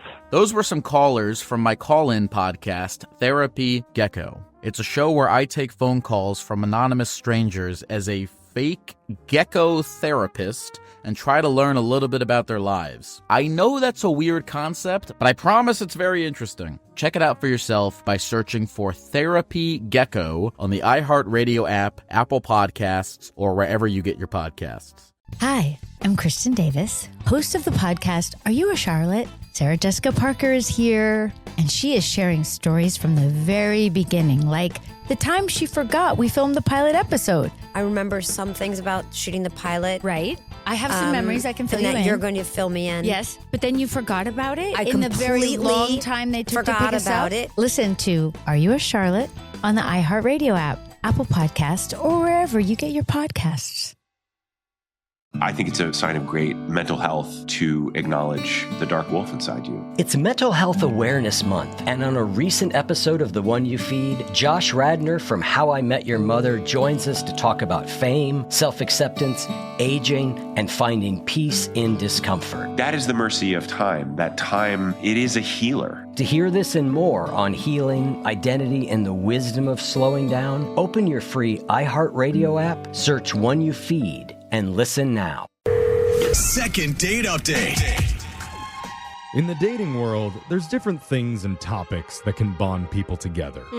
Okay, like what? For example, Brooke on a first date likes to talk about her family and how they compost each other's waste for fun. Yeah. Did you just say I do? Like you do that on first But you're dates on a date, currently? I mean, we use peat moss. Yeah, see? Some guys are into that. She ended up getting married from it, so it works. Brooke's like, my husband would love you. Not even a lie. It's his job actually to churn the composter. Well, that's so and the family sweet. get-togethers. Just so romantic. It's 2 churns per person, Jeff. Do you want more? Do you want more? Thank you for all the information? details. No? We definitely needed that. Okay. He'll Other churn for people, you, though, they might bond over like sports teams or TV shows, critiques of the Kama Sutra. It's different for every couple. Hey, I'm trying to find her. Critiques. Yeah, ways that can be improved. Okay, I get it. And yeah. one of our I listeners, can bend my ankle Yeah. way, but anyway. one of our listeners, Marissa, bonded with a guy recently over their shared love of food. Ooh, Yes. Oh my gosh. I This mean- is Jose and I's love language together Yeah. too. Some people like it. It's not for everybody, but I'm Food? willing to hear it out. Uh-oh. Marissa, welcome to the show. Hi, guys. How are you today? Do you count yourself as like a total foodie or what? Yeah, what's your level of foodie? Are you like, I post and do reviews every day, or you're like, oh, I like the casual burger here and there? No, I would say I'm definitely like a foodie that likes to go around and I try different spots and do like the festivals and all of that. Okay, a real so you're always foodie. up on like what the latest restaurant that opened. Yeah. Or, you know. Yeah. Okay. And so you and this guy bonded over your shared love of eating and food. So what's this guy's name? I mean, I definitely thought that Justin and I bonded over food. His profile said that he was a foodie and he loved to cook. I'm a foodie that loves to eat. Yeah, It sounded like a perfect match. You don't just say that. You can't lie about being a foodie. Well, like, you don't know when people ask you questions about If you're stuff. someone who likes to cook, finding someone who likes to eat is like yeah. It's like two puzzle pieces that fit together. Yin and yang. So you said the guy's name was Justin. Yeah. What was attractive to you about Justin? The foodie thing was a big thing for me, but he was just cute and just so sweet and easy to talk to. So that kind of was like the big points there. Alexa, stop rolling your eyes at cute and sweet and nice to talk I to. want to hear what they did on the date. What are two foodies doing on a date? It's got to be good. That's a good question. Did you say sweet? Ew. Yes. She brings up a good point. What did two foodies do for a first date? Well, he took me to a new restaurant that I hadn't tried before. Oh, had he tried it? Yes, he had. Okay. What'd you think? I mean, it was like a cute farm to table place that had like a French twist. Are you asking what you thought of the date, not what you thought of the restaurant? I was just in general. Either way. Whatever you want to tell us, Marissa. We're here to just hear about your date. So You said farm to table? if you want to read off the whole menu to us, then go ahead. Oh my gosh, no! I want to know what you thought when you saw him for the first time. I thought he was cute. He looked just like his pictures. We had great conversations. So I thought that was really lovely. You know, you're just kind of like sitting and eating, so that can sometimes be awkward, but it wasn't. And we talked about like exotic food that we've both tried before. Nice. How was the food? Can I ask really quick? You don't have to go into it. Was the food good? Because that's a lot of pressure. Yeah, so I felt like overall it was pretty good. We had a bunch of things, and not everything was delicious, but it was fun to try. Okay. Okay. Is there any way he could have been insulted by a review like that? Yeah, because I was insulted by that. I know, because Jose, honestly, he would take that personally. I'd be like, are you kidding? Did you not eat the same soup dumplings I was eating? Like, Even though you didn't spend any time actually preparing them yourself. No. You just Like, chose the restaurant. You do not talk about this chef that way. I hope he wasn't offended. That was new stuff to me, and I had just never tried it before, so I was being honest. I hope that's not the reason why. That would be so lame that would be a reason you wouldn't call somebody back. He's like, if she doesn't mess with the brioche, I'm out. Okay, so was that the whole date, just having dinner? No, since he picked the restaurant, I picked the dessert place after. Oh, that's cute. Oh, nice. Yeah. Okay. So, I mean, I took him to one of my favorite spots, and I felt like he was really happy. He ended up with this, like, melted chocolate whipped cream concoction. He said it was good. Yeah. Sounds great. Yeah. Okay. Sounds Instagram worthy. See, I think it sounds kind of like a sensual dish as well, like melted chocolate. Okay. Well, now we're you getting too spoon turned feed on in the me, studio. I We got to spoon move feed on you. from talking so much about food here. Tell us Don't how take Brooke for yogurt. how did the night end? Hopefully there's no food involved. Or hopefully there is. Oh my God. What happened? I thought maybe we would go for a walk, but he told me that he had a really early day. So he ended up just taking me back home. And in the car, I will say I did try to like rub his leg while we were talking to be kind of flirty. And he was like, "Don't touch me. I'm going to crash." And then that was a little awkward. He screamed that? Was he joking or was he like, no, seriously, you're distracting? He was like, "You're really distracting me right now." So I Okay. thought. Maybe he's like a little bit ticklish on the legs. I'm sort of imagining, don't touch me, I'm driving. Or like he was afraid he was going to stomp on the brake. Yeah. Oh no, don't touch me. Or they had so much food he was worried like touching Okay, we could don't like, need to go make a there. problem. So I don't know. Do you have any theories about what went wrong? I'm just wondering maybe if I was just too forward with the leg touch. I don't know. Now you're making me think it was my review of the restaurant. So I'm just a little lost. I don't know. Okay. Maybe, but really, if he's a real foodie, that would just be a challenge. It He'd go, sounds- oh, you didn't like that? It just Let me sounds find another friendly. Like, one. it sounds like you just talked about food the whole time. It's possible you just got food friend zoned, though. Oh, Yeah. ouch. I don't like Food that. zone? Yeah, food zone. Food Yeah. zone. Real quick, what's your review of this first part of the second date? How are we doing? I mean, like the meal before, I've never tried it, so I guess we'll see. That is a challenge. Yeah. It's just an appetizer. Not a glowing review like I was hoping, but maybe we can finally win your approval when we come back. We'll call Justin for you and try and get you your second date update right after this. Second date update. Two romantic foodies, one delicious date. Because our listener Marissa says she went out with a guy named Justin, who is also a proud food lover. Hey, we got a lot on the text board, too. It sounded like if Food Network and Hallmark did a mashup and made a rom-com. Yeah. But he took her out to a nice restaurant that had a little French twist in it. So after, she got to pick the dessert spot where they sailed off on a melted chocolate whipped cream pleasure boat into the sunset. It does sound like a pleasure boat. Yes, it does. Sounds fabulous. All aboard. Problem is, she is not getting a call back. So, Brooke, what's your take on the situation? I mean, might not be shocking, but I can be a little aggressive at times in my life. Brooke, yeah. no. What? And I'll I would tell disagree with you, but I'm afraid of the Yeah. backlash I might get. Jeff's in the corner of the room right now, scared of her. And she made the first move, and some guys, that freaks him out. I mean, honestly. 'Cause You're talking about the leg rubbing. Yeah, she rubbed his leg in the car. Some men love that about women, and other men are like, they just don't know what to do. Do you get that a lot, Marissa? You feel like you're a little bit intimidating? You come on too strong? I mean, Do you rub a lot of males' legs and have them recoil? no, I really don't. I don't. Okay. Huh, she's like, I've touched so many knees. Well, and don't let this one leg stop you, okay? It's good to be a strong, independent woman out there. Brooke's one leg never at a let time. no stop her before. That- So let's see if it works for you. It could have just been a food zone situation. Let's give Justin a call, though. and see- You say that like everyone knows what that is. Oh. It's made it's up. like the friend zone. They're just food friends. Yeah, but we made it not up. more Yeah. than that. We made it up 10 minutes ago, so So, you yeah. gotta tell people. Well, now it's an official thing. Get on board. Okay. So here we go. I'm going to dial Justin.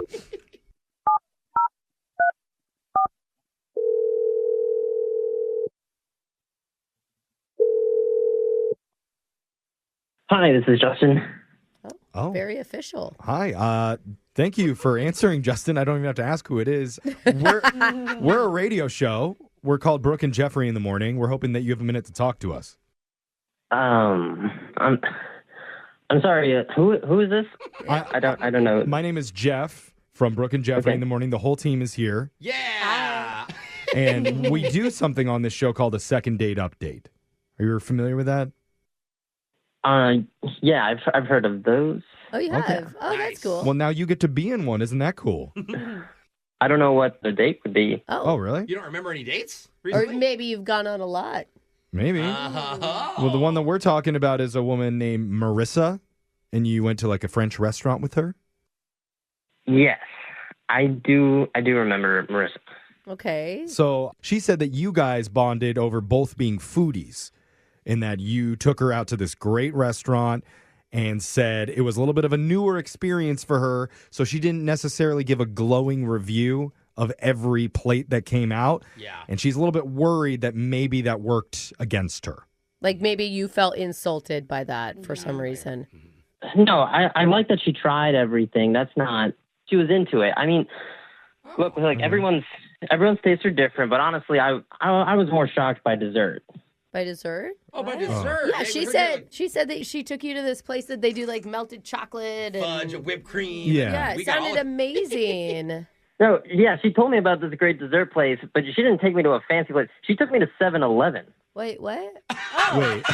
Wait, I was imagining like, hey, there was the buckets of ice cream out and they have to scoop it for I'm you. still not knocking it. You know, like sometimes they give those Michelin stars to like a taco Ooh, it's one truck. of those secret, like, one of the best wines ever is at 7-Eleven, I the swear first by time it. Alexis has spoken up the entire break, it's about 7-Eleven fast Finally food. something I can relate Okay. to. Okay. Wow. Let's go. What'd you eat at 7-Eleven? 7-Eleven isn't a Michelin. What did she tell you I ate? Chocolate. She said it was like a melted chocolate with whipped cream stuff on it. Like it sounded fancy. no. I was expecting a lava cake. Oh, yeah. No, she got this like Hostess chocolate cupcake thing.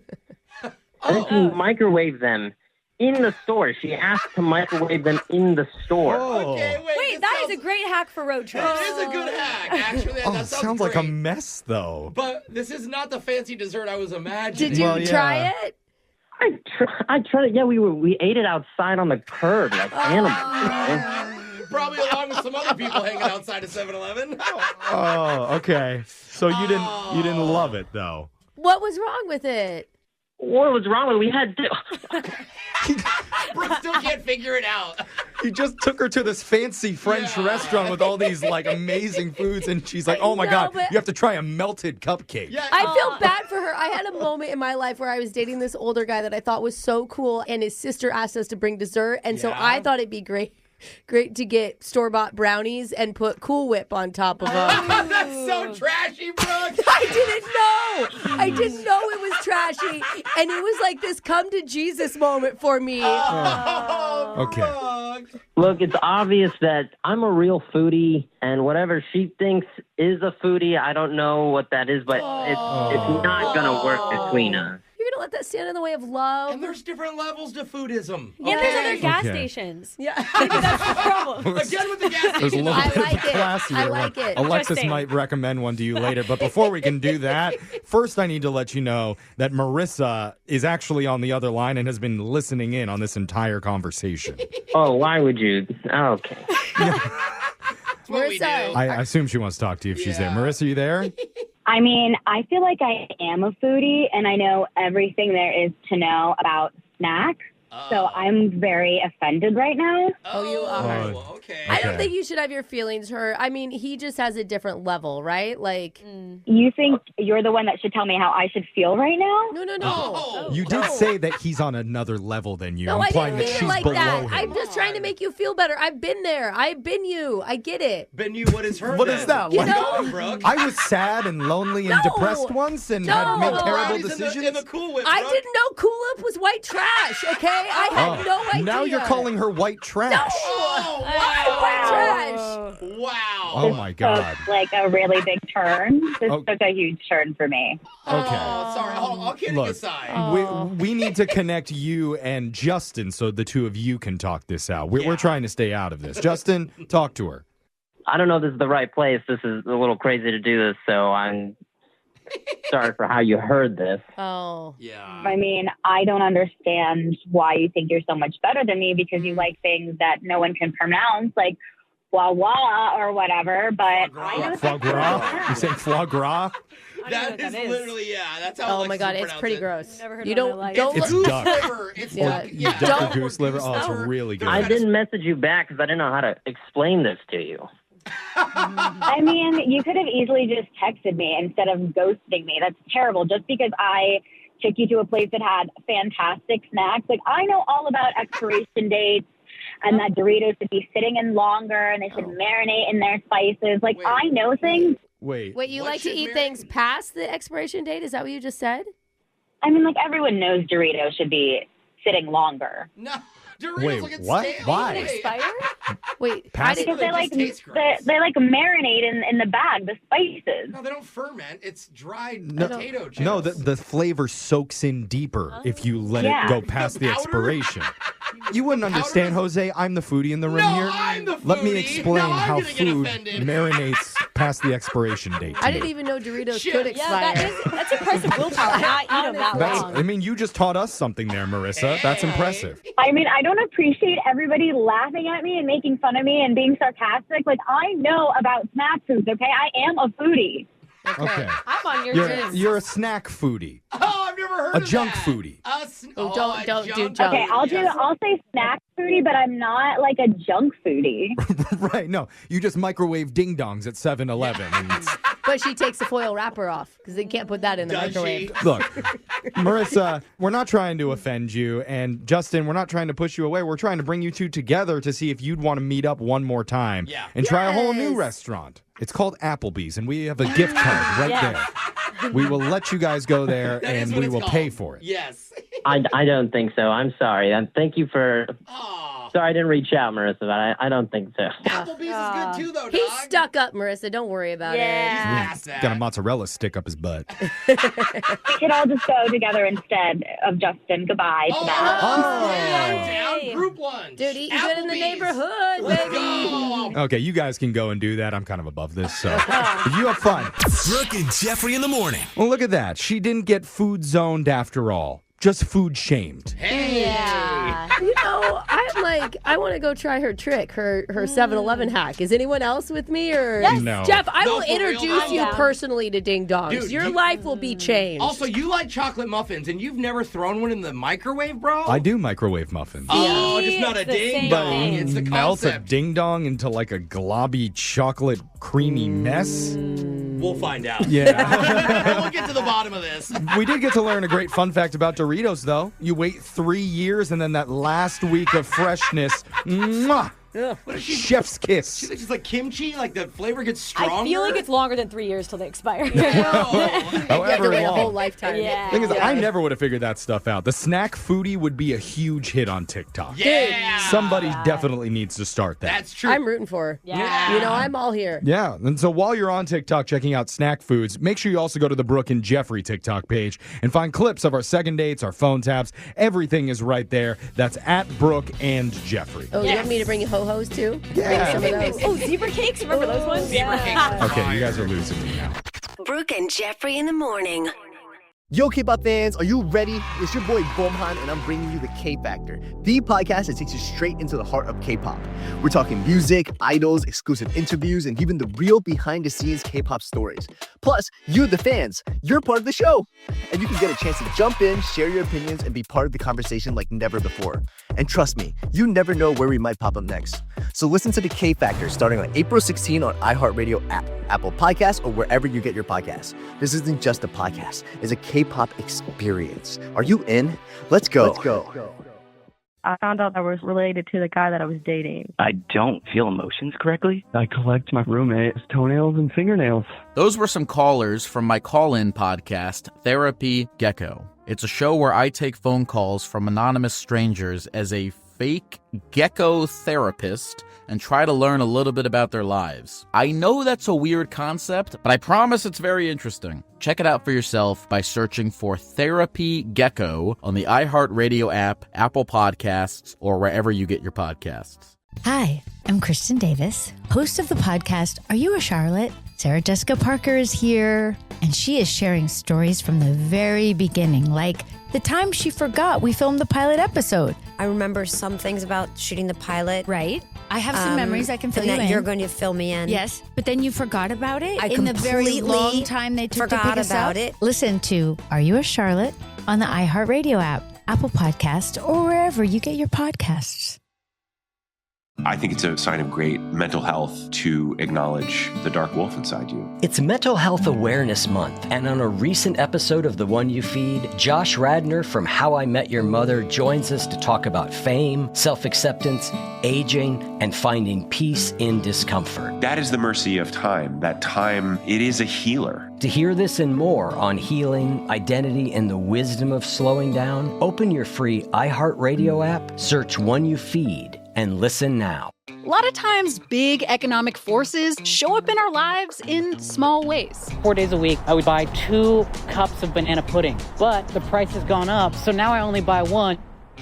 Small but important ways. From tech billionaires to the bond market to, banana pudding. If it's happening in business, our new podcast is on it. I'm Max Chafton. And I'm Stacey Vanek Smith. So listen to Everybody's Business on the iHeartRadio app, Apple Podcasts, or wherever you get your podcasts. Yo, K-pop fans, are you ready? It's your boy Bomhan, and I'm bringing you the K-Factor, the podcast that takes you straight into the heart of K-pop. We're talking music, idols, exclusive interviews, and even the real behind-the-scenes K-pop stories. Plus, you, the fans, you're part of the show. And you can get a chance to jump in, share your opinions, and be part of the conversation like never before. And trust me, you never know where we might pop up next. So listen to the K-Factor starting on April 16 on iHeartRadio app, Apple Podcasts, or wherever you get your podcasts. This isn't just a podcast. It's a K-pop experience. Are you in? Let's go. I want you to ask yourself right now, how am I actually doing? Because it's a question that we rarely ask ourselves. All of May is actually Mental Health Awareness Month, and on the Psychology of Your 20s, we are taking a vulnerable look at why mental health is so hard to talk about. Prepare for our conversations to go deep. I spent the majority of my teenage years and my 20s just feeling absolutely terrified. I had a panic attack on a conference call. Knowing that she had 6 months to live, I was no longer pretending that this was my best friend. So this Mental Health Awareness Month, take that extra bit of care of your well-being. Listen to the Psychology of Your 20s on the iHeartRadio app, Apple Podcasts, or wherever you get your podcasts. I found out I was related to the guy that I was dating. I don't feel emotions correctly. I collect my roommate's toenails and fingernails. Those were some callers from my call-in podcast, Therapy Gecko. It's a show where I take phone calls from anonymous strangers as a fake gecko therapist and try to learn a little bit about their lives. I know that's a weird concept, but I promise it's very interesting. Check it out for yourself by searching for Therapy Gecko on the iHeartRadio app, Apple Podcasts, or wherever you get your podcasts. Hi, I'm Kristen Davis, host of the podcast Are You a Charlotte? Sarah Jessica Parker is here, and she is sharing stories from the very beginning, like the time she forgot we filmed the pilot episode. I remember some things about shooting the pilot. Right. I have some memories I can fill and you that in. You're going to fill me in. Yes, but then you forgot about it I in the very completely long time they took to forgot pick us about up. it. Listen to Are You a Charlotte on the iHeartRadio app, Apple Podcast, or wherever you get your podcasts. Second date update.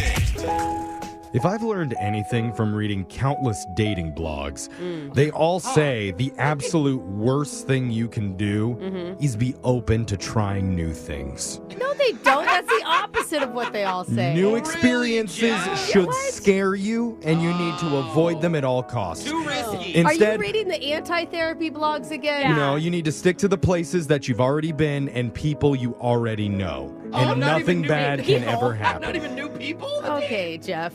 This is how you end up in, like, my hometown, dating your cousin. just like okay? So You Brooke gotta be clearly careful. supports it. You gotta And one be careful. thing is, one of our listeners didn't take that advice. Thank God. And he's some sort of modern Renaissance man, decided to try something new, and look where it landed him. Oh, right here Here with on us. our show, which I'm guessing is another new experience for him that he's never done before. So yikes.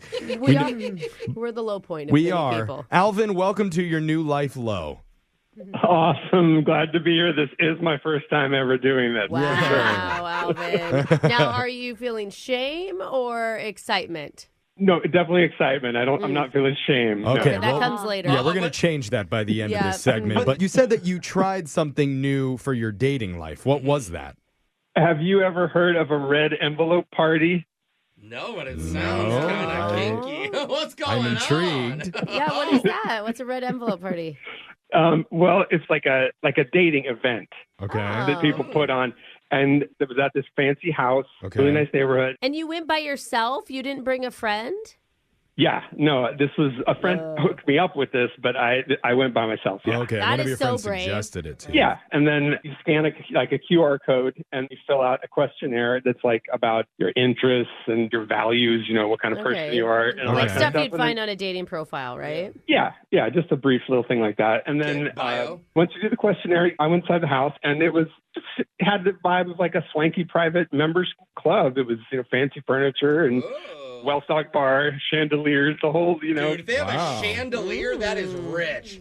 No broke people own That chandeliers. has to be, you get in a house full of single people and you're only allowed to talk to one person that they give you an envelope of? Is that the rule? No, you're supposed to mingle and drink and have a good time. That's what I was doing. Then Okay. about like an hour into it, maybe a little more, a waiter came around with a silver tray, and on the tray were red envelopes, and you find the one that has your name on it, and that has inside the person that you are supposed to meet. But we'd already hung out for like an hour. And I'm guessing the whole point is so that you go around the room and actually try to find the other person, right? Yeah. Like it's more about talking to other people to find the person. I see. That'd be my guess anyway. That makes way more sense. And the fact that it's on a silver tray makes me believe whatever is on it is like absolutely true. Yeah. And so who was the person whose name was in your envelope? My envelope had the name Natalie in it. Okay. Had you already met? Why are you laughing? I thought he said he had his own name in his envelope. That would be your luck at one of these, Jeff. Jeff's like, and I still don't love myself. Okay. Wait, had you already met Natalie, or did you have to go find her? I had actually met her, and she was like, obviously I'm there to date, so I'm looking around, looking at all the ladies. And she was like top of my list. Oh, so you're like, yes, lucky red envelope. That's nice. Yes, it was a total yes, fist bump, yeah. Okay. So you went and tracked her down. How did that go? It was great. We were having a really good time, and she was laughing a lot, and I was laughing. And Oh, that's a good sign, because she could have been disappointed when she saw your name. No, she seemed cool, and she was, kept encouraging us to go back to the bar, and so yeah, we did drink a bit. I admit it. I definitely was feeling a buzz. Nice. Okay. But you're doing it together, and it's a party scene. Yes. Like it seems appropriate. fitting. Yeah. Mm-hmm. Yeah, it was appropriate amount, and I was not alone. It was everybody was having a good time, and she was having a good time. Like I said, we were laughing a lot. These are all positive reviews. Is there anything in your mind that was a low moment of the night or something that could have gone wrong? Yes. Yes, there was.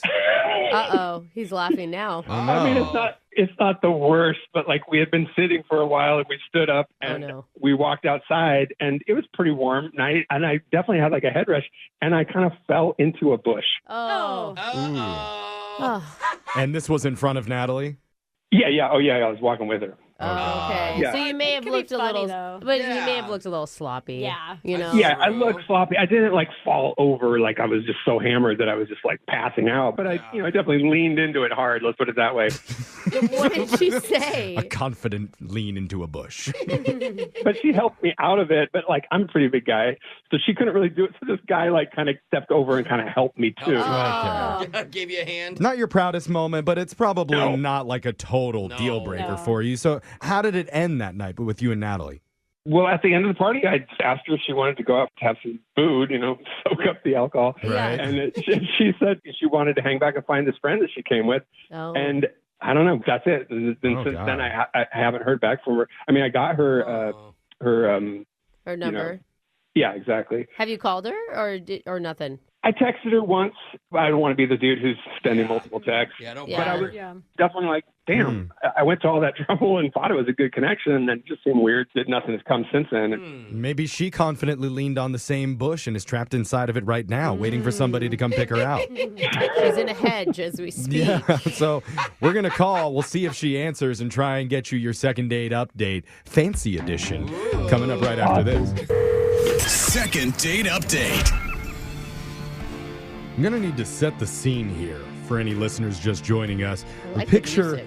well-dressed men and women sitting on ornate couches, sipping on gimlets, mingling together at a Gimlets? I red don't know. envelope party. What is this, old people? It's fancy. It is fancy. It does feel like something that happened in Jeff's neighborhood growing up. Yeah, for a lot of ascots. Uh-huh. Gimlets and mint juleps. Oh, mint juleps for sure. And what is Anybody want a grasshopper? What's a red envelope party? I'm still not 100% sure I get the idea, but one of our listeners, Alvin, attended one the other night where he went to a house in an upscale neighborhood. They have you fill out a dating survey, and then later, based on the answers to your questionnaire, they bring you a red envelope on a silver platter with the name of the person that you matched with and are supposed to meet that night. Yes. And the name of Alvin's person was Natalie. Aww. So they met up, had a great time there until he fell into a bush outside. Well, that didn't ruin the night. It was just a memorable. And the thing It was is, a low light. he remembers it, so he wasn't too point. drunk. He Exactly. wasn't full team blackout. The problem is now Natalie is ghosting. So, Brooke, take a break from putting your reservation in at the red envelope house. And tell us how do you feel about it? My hometown was more like Bush Light, and you'd wrestle a pig. Yeah. They started in the bushes. And the problem is it's a singles party, so she could have easily just met somebody else that night. Oh, yeah. And You everyone's know? forced to mingle like they said. Like we were that's the whole saying. point of the red envelope is so you go around And and talk. you Meet other talk. So Oh, she- you're talking about before the envelopes were handed out. Yes, the hour where they just and get to like know. the friend that she had to find at the end of the party, air quotes, was probably the person she was talking to beforehand. Alvin, did you notice Natalie speaking with any other guys? I mean, I did notice her speaking with other guys, but not I'm sure. That's what the point is. You talk to Jeff. everybody, Jeff. That's like asking you. If you It's talked not to a like guy they today. signed a contract that you could only go out with this person in the red envelope. They don't know who's in the red envelope for the first hour, Jeff. It's a red envelope with a red flag attached to it. So I like it, Jeff. I'm worried, but let's call Natalie here and see what she has to say. Here we go.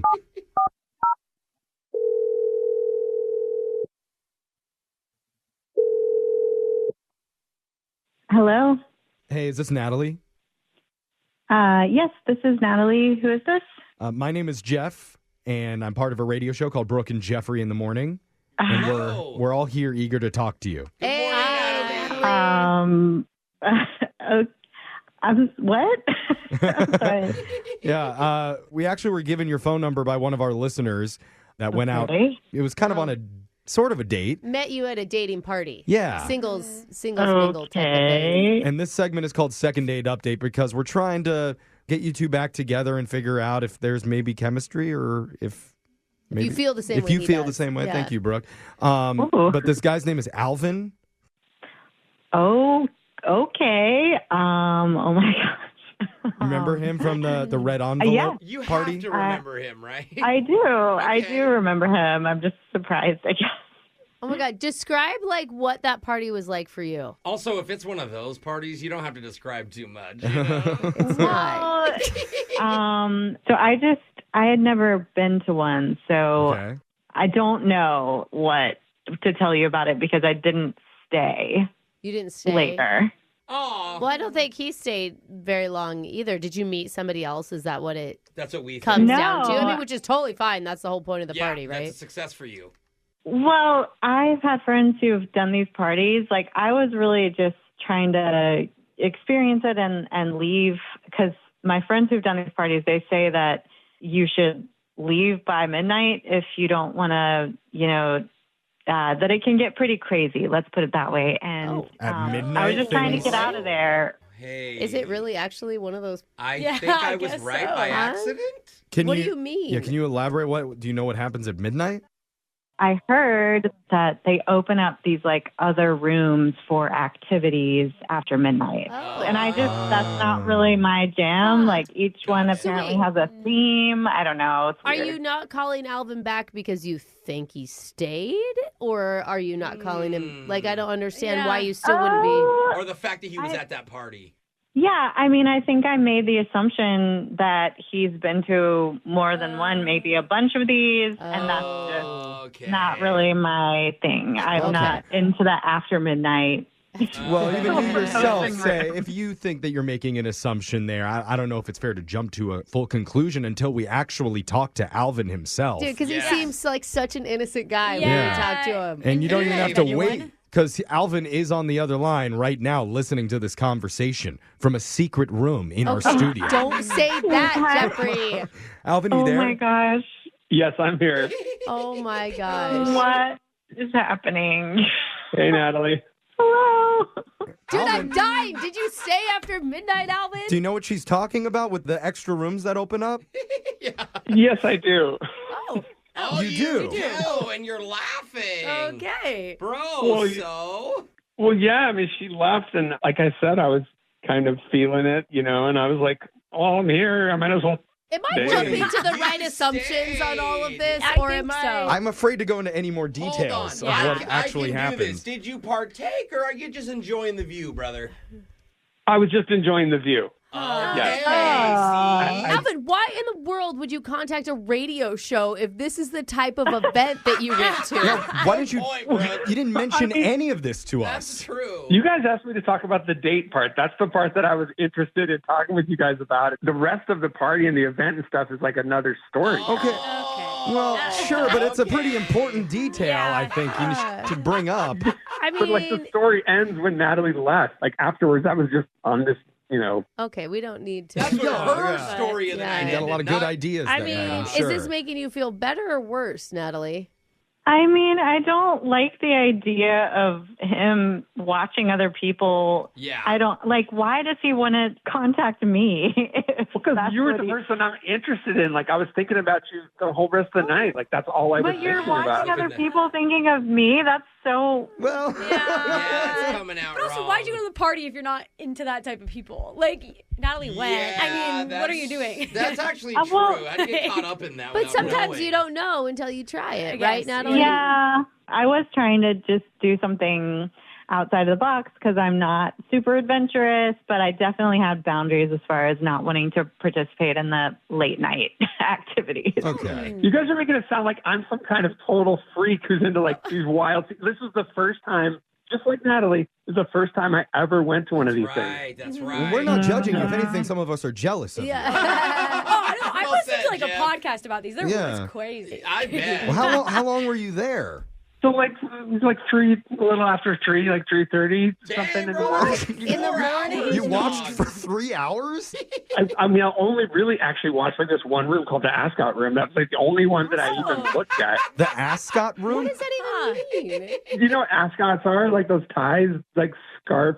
Oh, it's actually a smart idea. Uh, They're really silky. They were pretty creative. okay. Oh my gosh, that's so gross. I don't. What am I supposed to say to that? Well, look, he didn't use one of the ascots. He just watched people with the ascots. I know, but no, I don't know why. I shouldn't have pulled you out of that bush.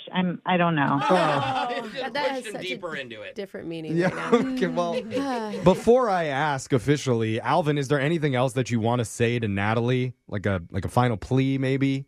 I just want to say, like, I thought we had a good time beforehand. It's not like I said, I'm not like into that scene. That's not like my place and my people or something. And you got to admit, we were having a good time. At least I think we were. That's a good point. Yeah, you guys should go back. And he obviously, his intentions was to meet one person. Okay. Well, I just need to know, are you going to go to the next one? I mean, if you wanted to go with me to one of those, that would be cool. But like, I'm not going to be going by myself. Well, That was a little soon to say that, my friend. I don't know. But it's not too soon to ask if we can facilitate another meetup between the two of you. Look. We'll have a red envelope party over at Chili's. Oh. I'm going to see you in the baby back room. That's what I was going to say. As long as there aren't extra rooms being opened up after hours. So you're saying Okay. yes? You're open to it? You know what? I am, because like I said, I'm trying to be adventurous, and it sounds like he went and he committed to the experience, but it doesn't sound like it's something that he does all the time. Okay. Oh, my God. Okay. Alvin. Look out, janitor's closet. Congratulations. You got yourself another date. Yes, I'm so glad. I really am. God, it's going to be so sweet when you guys tell this story at your wedding. Where you were when you met. Yeah, everybody has red ascots in the wedding party. No, just on honeymoon night is the Ascots. No. Come on. Uh-oh, role play. The bellboy can watch. Brooke and Jeffrey in the morning. That's weird. Huh. I just opened my email and got an invite to a black envelope party. Wait a minute. They say they provide you with a free wheelchair if you attend. Does anybody know what this is? Yeah, I do, Jeff. You know what? I'm just going to accept it. Yeah, Go I'm for feeling it. you're free that night. Yeah, I'm going to stay after hours and just see what happens. I think you'll be fine more than anybody, honestly. Yeah. But is anybody else shocked that Natalie said yes to the second date offer? I am a little bit. I'm still shocked he called into a radio station after attending something like that. I know. That is like, it's beyond me. Here's my theory, and it's a total theory. She is still slightly in the back of her head in a weirdest way interested. She showed up to the party, looked around, she left, she knows what happened, and she knows what happened after, and she still said yes. Well, she's looking for somebody Yeah. to be her Sherpa to help guide her her. to the post-midnight So, activity. I don't know He's if not he's the the guy. guy. Yeah. I don't Well, think he that's... could just be the help. Why? Yeah. He's honest. He said he just watched Yeah, okay. for 4 hours. I don't know if that's good. When do you become an expert? How many hours do you have to get in? 10? I don't know. Is that how that works? Are you an expert or do they kick you out? I don't know. You would think if you're a first-timer at one of these, you'd leave after 10 minutes, but Yeah, right? he really stayed and soaked it up. Nothing shakes this guy. Yeah. Did a lot of research. Anyway, we need to go, but make sure to listen to any of our second dates wherever you get your podcasts. They're available at Brooke and Jeffrey. You can always email the show, too. We'll try and call that person who's not calling you back. A lot of times, big economic forces show up in our lives in small ways. 4 days a week, I would buy 2 cups of banana pudding, but the price has gone up, so now I only buy 1. Small but important ways. From tech billionaires to the bond market to, banana pudding. If it's happening in business, our new podcast is on it. I'm Max Chafton. And I'm Stacey Vanek Smith. So listen to Everybody's Business on the iHeartRadio app, Apple Podcasts, or wherever you get your podcasts. Yo, K-pop fans, are you ready? It's your boy Bomhan, and I'm bringing you the K-Factor, the podcast that takes you straight into the heart of K-pop.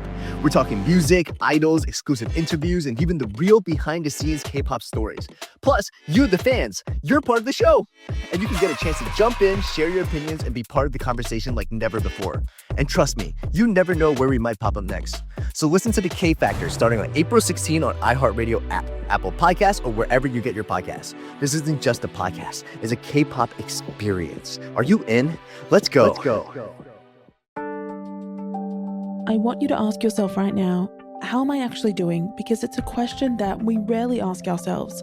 All of May is actually Mental Health Awareness Month, and on the psychology of your 20s, we are taking a vulnerable look at why mental health is so hard to talk about. Prepare for our conversations to go deep. I spent the majority of my teenage years and my 20s just feeling absolutely terrified. I had a panic attack on a conference call. Knowing that she had 6 months to live, I was no longer pretending that this was my best friend. So this Mental Health Awareness Month, take that extra bit of care of your well-being. Listen to the psychology of your 20s on the iHeartRadio app, Apple Podcasts, or wherever you get your podcasts.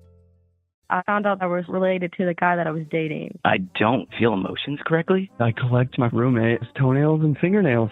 Those were some callers from my call-in podcast, Therapy Gecko. It's a show where I take phone calls from anonymous strangers as a fake gecko therapist and try to learn a little bit about their lives. I know that's a weird concept, but I promise it's very interesting. Check it out for yourself by searching for Therapy Gecko on the iHeartRadio app, Apple Podcasts, or wherever you get your podcasts. Hi, I'm Kristen Davis, host of the podcast Are You a Charlotte? Sarah Jessica Parker is here, and she is sharing stories from the very beginning, like the time she forgot we filmed the pilot episode. I remember some things about shooting the pilot. Right. I have some memories I can fill and you that in. You're going to fill me in. Yes, but then you forgot about it I in the very long time they took to pick us about up. it. Listen to Are You a Charlotte on the iHeartRadio app, Apple Podcast, or wherever you get your podcasts. A lot of times, big economic forces show up in our lives in small ways. 4 days a week, I would buy 2 cups of banana pudding, but the price has gone up, so now I only buy 1. Small but important ways.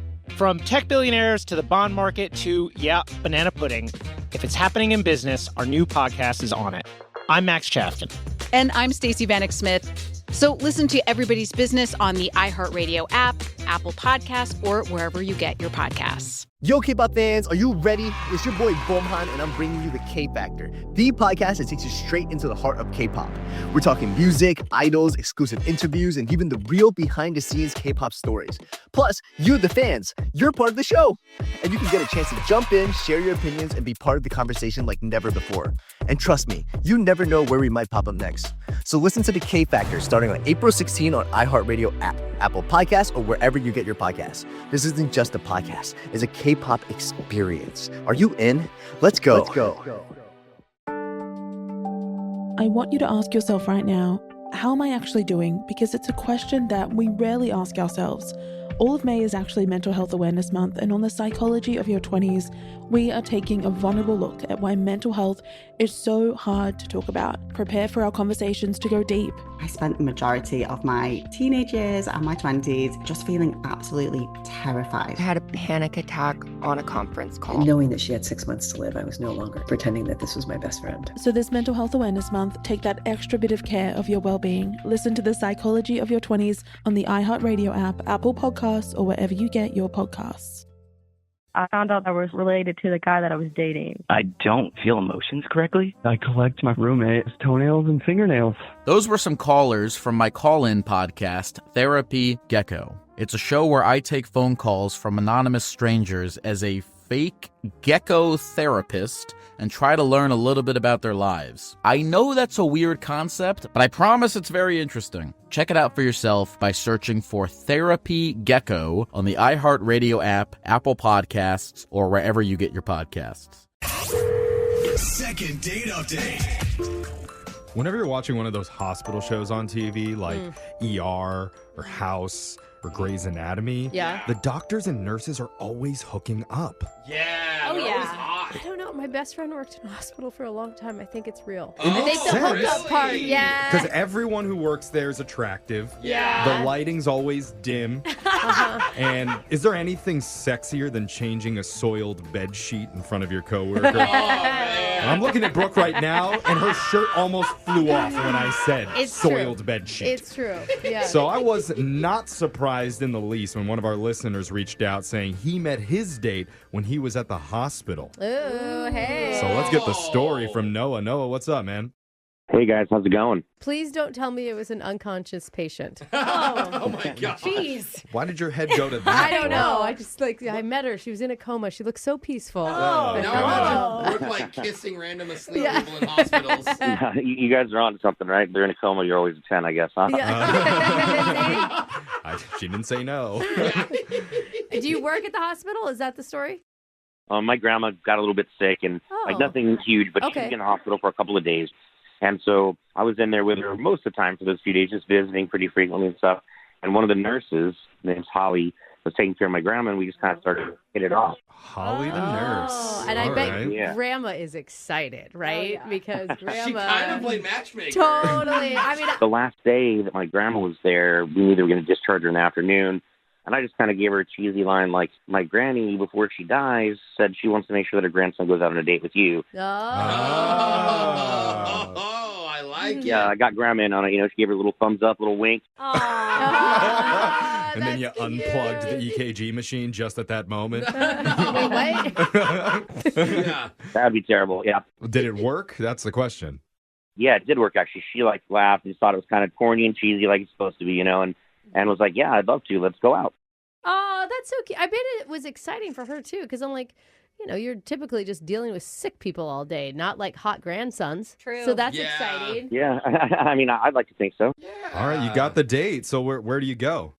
Yeah, so you know what? I just decided to keep it real simple and easy and just go to the beach. You know, I packed a little thermos with a little cocktail in there, and we just kind of went and put our toes in the sand and just hung out and got to know each other and talked and laughed and stuff for a couple hours. Oh, a couple hours. So it was like you're wearing swimsuits at the beach type of situation, or was it? I mean, not swimsuits, but just casual. Yeah, just, you know. Okay. You weren't like splashing around, but you were just vibing, having some drinks. Yeah, for sure. Like, I wasn't trying to get her in a bikini on the first date or anything. You know, I was trying to, you know, be respectful and stuff, so. Were you in your bikini, though? Yeah. Yeah, I was in my man thong for sure. That a boy. Nice. That a boy. I got to give the ladies what they want. Yeah, you know it, Noah. All That's right. actually a really cute date, I think. It sounded actually kind of fun. Yeah, not a lot of pressure. Yeah. Well, with what happened next, I guess I'm glad I was wearing shorts and not a man thong because we noticed there was a little building right down the beach from us. What do you mean a building? Like a boathouse or something, or a lifeguard structure?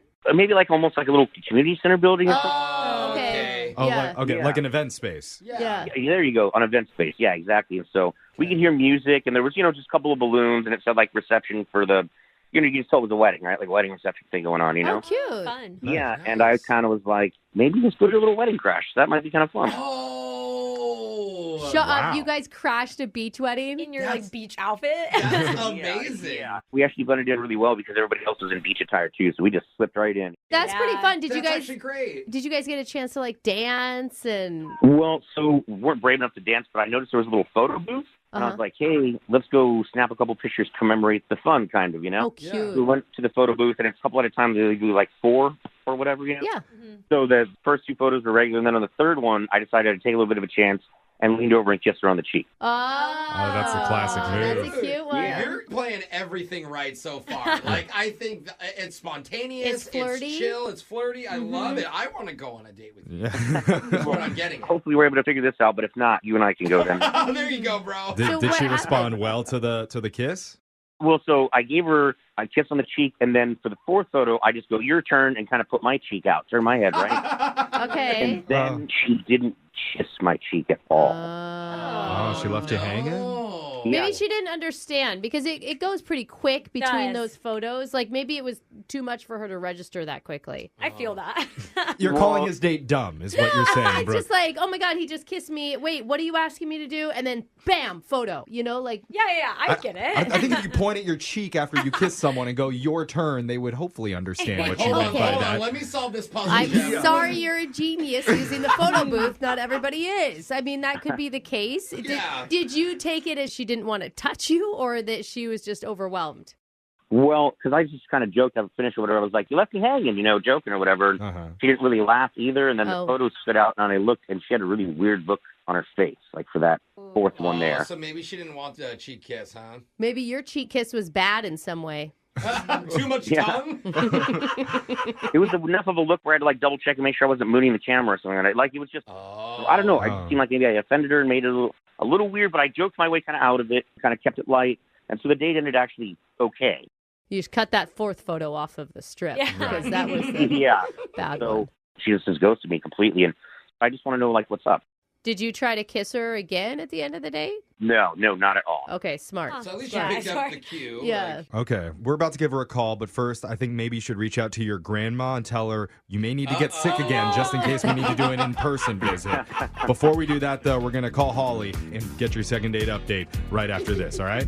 Okay, sounds good. All right, hold on. Second date update. I think we were all impressed with Noah and his first date. Oh, yeah. Even a little bit jealous, honestly. For sure. Because the only one of us who's ever crashed a wedding before is Alexis, and that was with her car. Which didn't turn out quite as fun. No. You're not Sorry. as welcome. Yeah. I was looking for Forever 21. But Noah and Holly snuck into a wedding that was happening on the beach where they were at. And they weren't there long. They just stole some cookies and took a photo in the photo booth. And that's where Noah also took a little bit of a risk with a rogue kiss cheek on the third photo. Yeah. Which, I mean, I don't think that's crossing any lines. It's just a cheek. Yeah, I was about to say the same thing. Yeah. Cheek kiss is different. Like, we cheek kiss all the time, Jeff. Yeah. It's true, but that's a different cheek. So we don't know what the exact reason is, but we're going to call Holly right now and try and figure out the reason why. Noah, are you ready to do this? Any final thoughts before we make the call? I'm ready. Nope. I just hope it all works out good. God, I know. It's just so crazy. I mean, like, you guys are bonded because you did something kind of naughty together, Like, jumping into a wedding like that. Yeah. Like, shared No, story. you're not supposed to be there. Totally. Yeah, before we dial, do you and me, Noah, want to do like a little cheek kiss for good luck? No, dude. Sure, why not? Yeah. All right. Count of three or what? I'll go first, okay? Okay, now you do me. Mwah, got you back. Oh, that was Did you wet. learn a lesson? Yeah, I think the wetness may be why she didn't like it. Well, let's find out. Literally, Jeff just wiped his mouth for some reason. I'm not going to clean my face for a whole week now. I'm going to dial Holly. Let's see what she has to say. Here we go. Okay.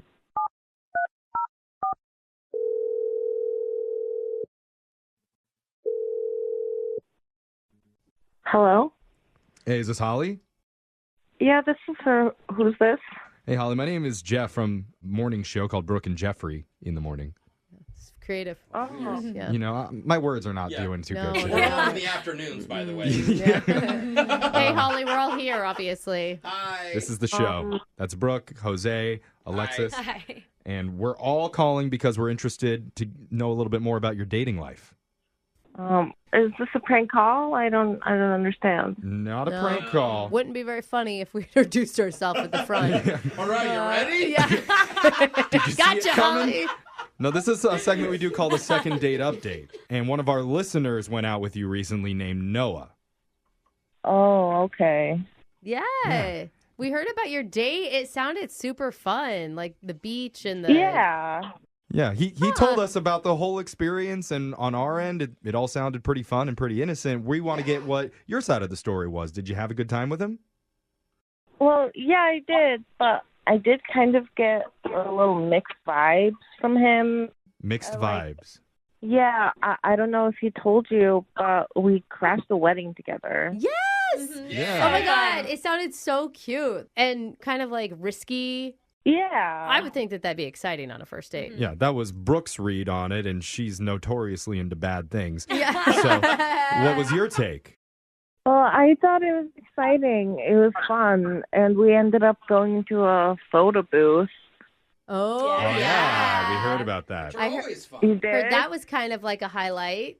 Well, he ended up kissing me on the cheek on like the third picture, and to me that was like a little quick, too forward, and like I don't know, it was just like really sudden for me. So it surprised you. Okay. Interesting. Well, we thought that may be it. I mean, So it sounds like the cheek kiss kind of just threw everything off for you. Well, just Well, And after that, you weren't interested. Not really. So what happened was I did keep the photo booth picture. Oh, cute. So you did like him. I do kind of like him, but I'm also not really sure. And Okay. like I said, I kept the picture, and I have an aunt who's a psychic. A psychic aunt? Yeah, she's a psychic. She reads Starting to hear auras. those words together a lot. Yeah. Psychic aunt. Huh. Okay. Okay. So wait. And then I went to see her, and I brought the picture with me, and she did a read on it. They can do that? You can just read off of a photo? Well, my aunt can. I don't know about all the other psychics. Okay. She's more What powerful. What did she say? She said that Noah was a mobster in his past life. A monster? Monster? Mobster. Oh, monster. Like Al Capone, like. So is that hot to you or not? Yeah, Brooke likes bad boys. So. Well, no, he committed horrible crimes in his past life. Like, that's scary. Wait, so you're holding Noah responsible for what your aunt thinks he did in his past life? Yeah, it's still inside him. We are who we were in our past life, and I think it explains a lot. It explains his dangerous side, and he was like, let's go crash a wedding and stuff. No, girl, he stole a couple cookies. Like, he didn't like. Oh wow, he could have laundered them after. Yeah. You don't know. It's the gateway Someone drug. in the ocean with the fishes, like believing in psychics or not, I would take your aunt's advice with a grain of salt. She's trying to protect you. Exactly. Well, I believe it, and I don't know. It's also like another kind of mixed feelings because he's a killer in his past life. Oh. And I'm not sure I'm supposed to feel about that. Wow. That's Well, a lot of information. That is. Yeah, I'm And- not sure how I feel about it either. I want to know what the killer feels about it because I need to tell you, Holly, past life killer's on the other line listening and he wants to talk to you. But Noah's on the line? Yeah, he is. Hey. Oh my Hey, God. Ollie. Hi. I don't really know what to say. So really, you believe in like a past life, right? Just to make sure I'm clear, because I'm kind of shocked, and that I was a criminal, like a murderer in past life. Yeah. Yeah. Okay. I mean, first of all, I don't really believe in that. I'm not knocking your belief, but second of all, even if that was So true, you're denying it. You're Noah, you're saying that you weren't a mobster in a past life? How is he supposed yeah, to know? I'm saying exactly that. Yeah. That's hard for me to believe, man. Is it? I mean, that's what a mobster would do. Deny. That's true. Noah, how would you know? Well, how would you know? Yeah, I was going to say the same. Her aunt read your picture, dude. I have a good source, and I am attracted to you, but it's also I can't risk my own life like that. Okay. What, risk your life? Whoa, time out. Yeah. You probably want to be on a mobster's good side, to be fair. Holly. This isn't for real, is it? You're messing with me, right? Well, I didn't even know that you were on the line. Why would I be messing with you? This is my truth. I mean, I don't know. Your aunt's psychic, right? Wouldn't she let you know all this stuff? No, I mean, Okay. I mean, secretly listening in, tapping people's phones, very mobster-like activity. Don't. You're hurting his cause right now, Jeffrey. I mean, the thing is, Holly, has your aunt ever said anything good about somebody you wanted to date? Oh, I rarely ask her about it. Okay. I was just so on the fence about it, and I wanted extra help determining where I should go, and so I went to my aunt. Don't you think it'd be better to go to him and give him another chance to get to know him better? So I could end up with cement shoes at the bottom of a river? No. Is it 1920 anymore? I don't know. Holly, I can make it really easy for you because this is crazy. Uh-oh. You're going to make an offer she can't refuse, can't you? Here's my offer. Give me a kiss on the cheek, Toots. I'm not going to go out with somebody who thinks I'm seriously a killer in a past life and is judging me like that, and then even says that you're threatened, you're in danger for your life. You're not going to risk that. That's too much for me. Okay, all right, calm down. I know how this works. You just point a finger and someone gets killed, so I don't want to be involved. Holly. Are you guys hearing this? Yeah. Holly, he was visiting his grandma in the hospital when you met him. Who put the grandma in the hospital? And it's not just the finger point. You have to say bada bing, and that's when the kill comes in. Bada bing. But I do seriously need to make an offer to you. They're so far apart I on don't this. think There's no anybody way. wants that. I'm contractually obligated to do it. Yeah. Holly, I have to say, we would love to send you out on another date with Noah, otherwise known as Crazy Legs. Yeah. Well, he's I'm- clearly upset now, and I don't think I should do that for my own well-being. No. All right, I mean, this is your decision, Holly, so are you sure you want to turn a mobster down? You do not have to ask. The station has never checked and been like, I don't want to you be on didn't Noah's ask. bad side either. Okay. Noah, are you and I still good? You want to If you want to go on a date with the notorious Noah Two Thumbs Giovanni, then that's fine. Brooke just perked up in her seat. Why don't we go for a sail? Why don't we go for a sail in the bay? Jeff, don't do it, Jeff. You know how to romance. That's right. Bring your own hooch. Brooke and Jeffrey in the morning. For a guy who claims not to be a mobster in a past life, he sure did have a lot of weird knowledge about it. Oh, come on, Jeff. Just saying. I'm just saying, why isn't that a turn on instead of a turn off? Oh, you like bad Really, boys. that does it for you. Have we seen the movies? They're always pretty hot. You know? I feel pretty powerful, Yeah. like having them as my boyfriend. Yeah. You're going to get into any speakeasy you want. Oh, yeah. That just shows, I guess, there's somebody for everybody out there. Yeah. What was your husband in a past life? I think a Labrador Retriever. That's weird on a totally different level. I think Brooke's the mobster in that relationship. He's just so happy. Yeah. You know, like. And she literally plays fetch with him. Yeah, I mean- Okay, that's fetch fair. me my wine. He also sheds. That's why he has a dog collar. Okay. That's my guess. Gotcha. For other reasons. Well, unfortunately for our listener, we couldn't get him another date. I don't but think he I was don't think sad about that. We're fine with that. there was no Yeah. shot there. I just hope he finds love someday before he gets whacked. Yeah. But, remember, if you want to get a second date update, email the show. We'll call the person who isn't calling you back. Brooke and Jeffrey in the morning. A lot of times, big economic forces show up in our lives in small ways. 4 days a week, I would buy 2 cups of banana pudding, but the price has gone up, so now I only buy 1. Small but important ways. From tech billionaires to the bond market to, banana pudding. If it's happening in business, our new podcast is on it. I'm Max Chafton. And I'm Stacey Vanek Smith. So listen to Everybody's Business on the iHeartRadio app, Apple Podcasts, or wherever you get your podcasts. Yo, K-pop fans, are you ready? It's your boy Bomhan, and I'm bringing you the K-Factor, the podcast that takes you straight into the heart of K-pop. We're talking music, idols, exclusive interviews, and even the real behind-the-scenes K-pop stories. Plus, you, the fans, you're part of the show. And you can get a chance to jump in, share your opinions, and be part of the conversation like never before. And trust me, you never know where we might pop up next. So listen to the K-Factor starting on April 16 on iHeartRadio app, Apple Podcasts, or wherever you get your podcasts. This isn't just a podcast. It's a K-pop experience. Are you in? Let's go. I want you to ask yourself right now, how am I actually doing? Because it's a question that we rarely ask ourselves.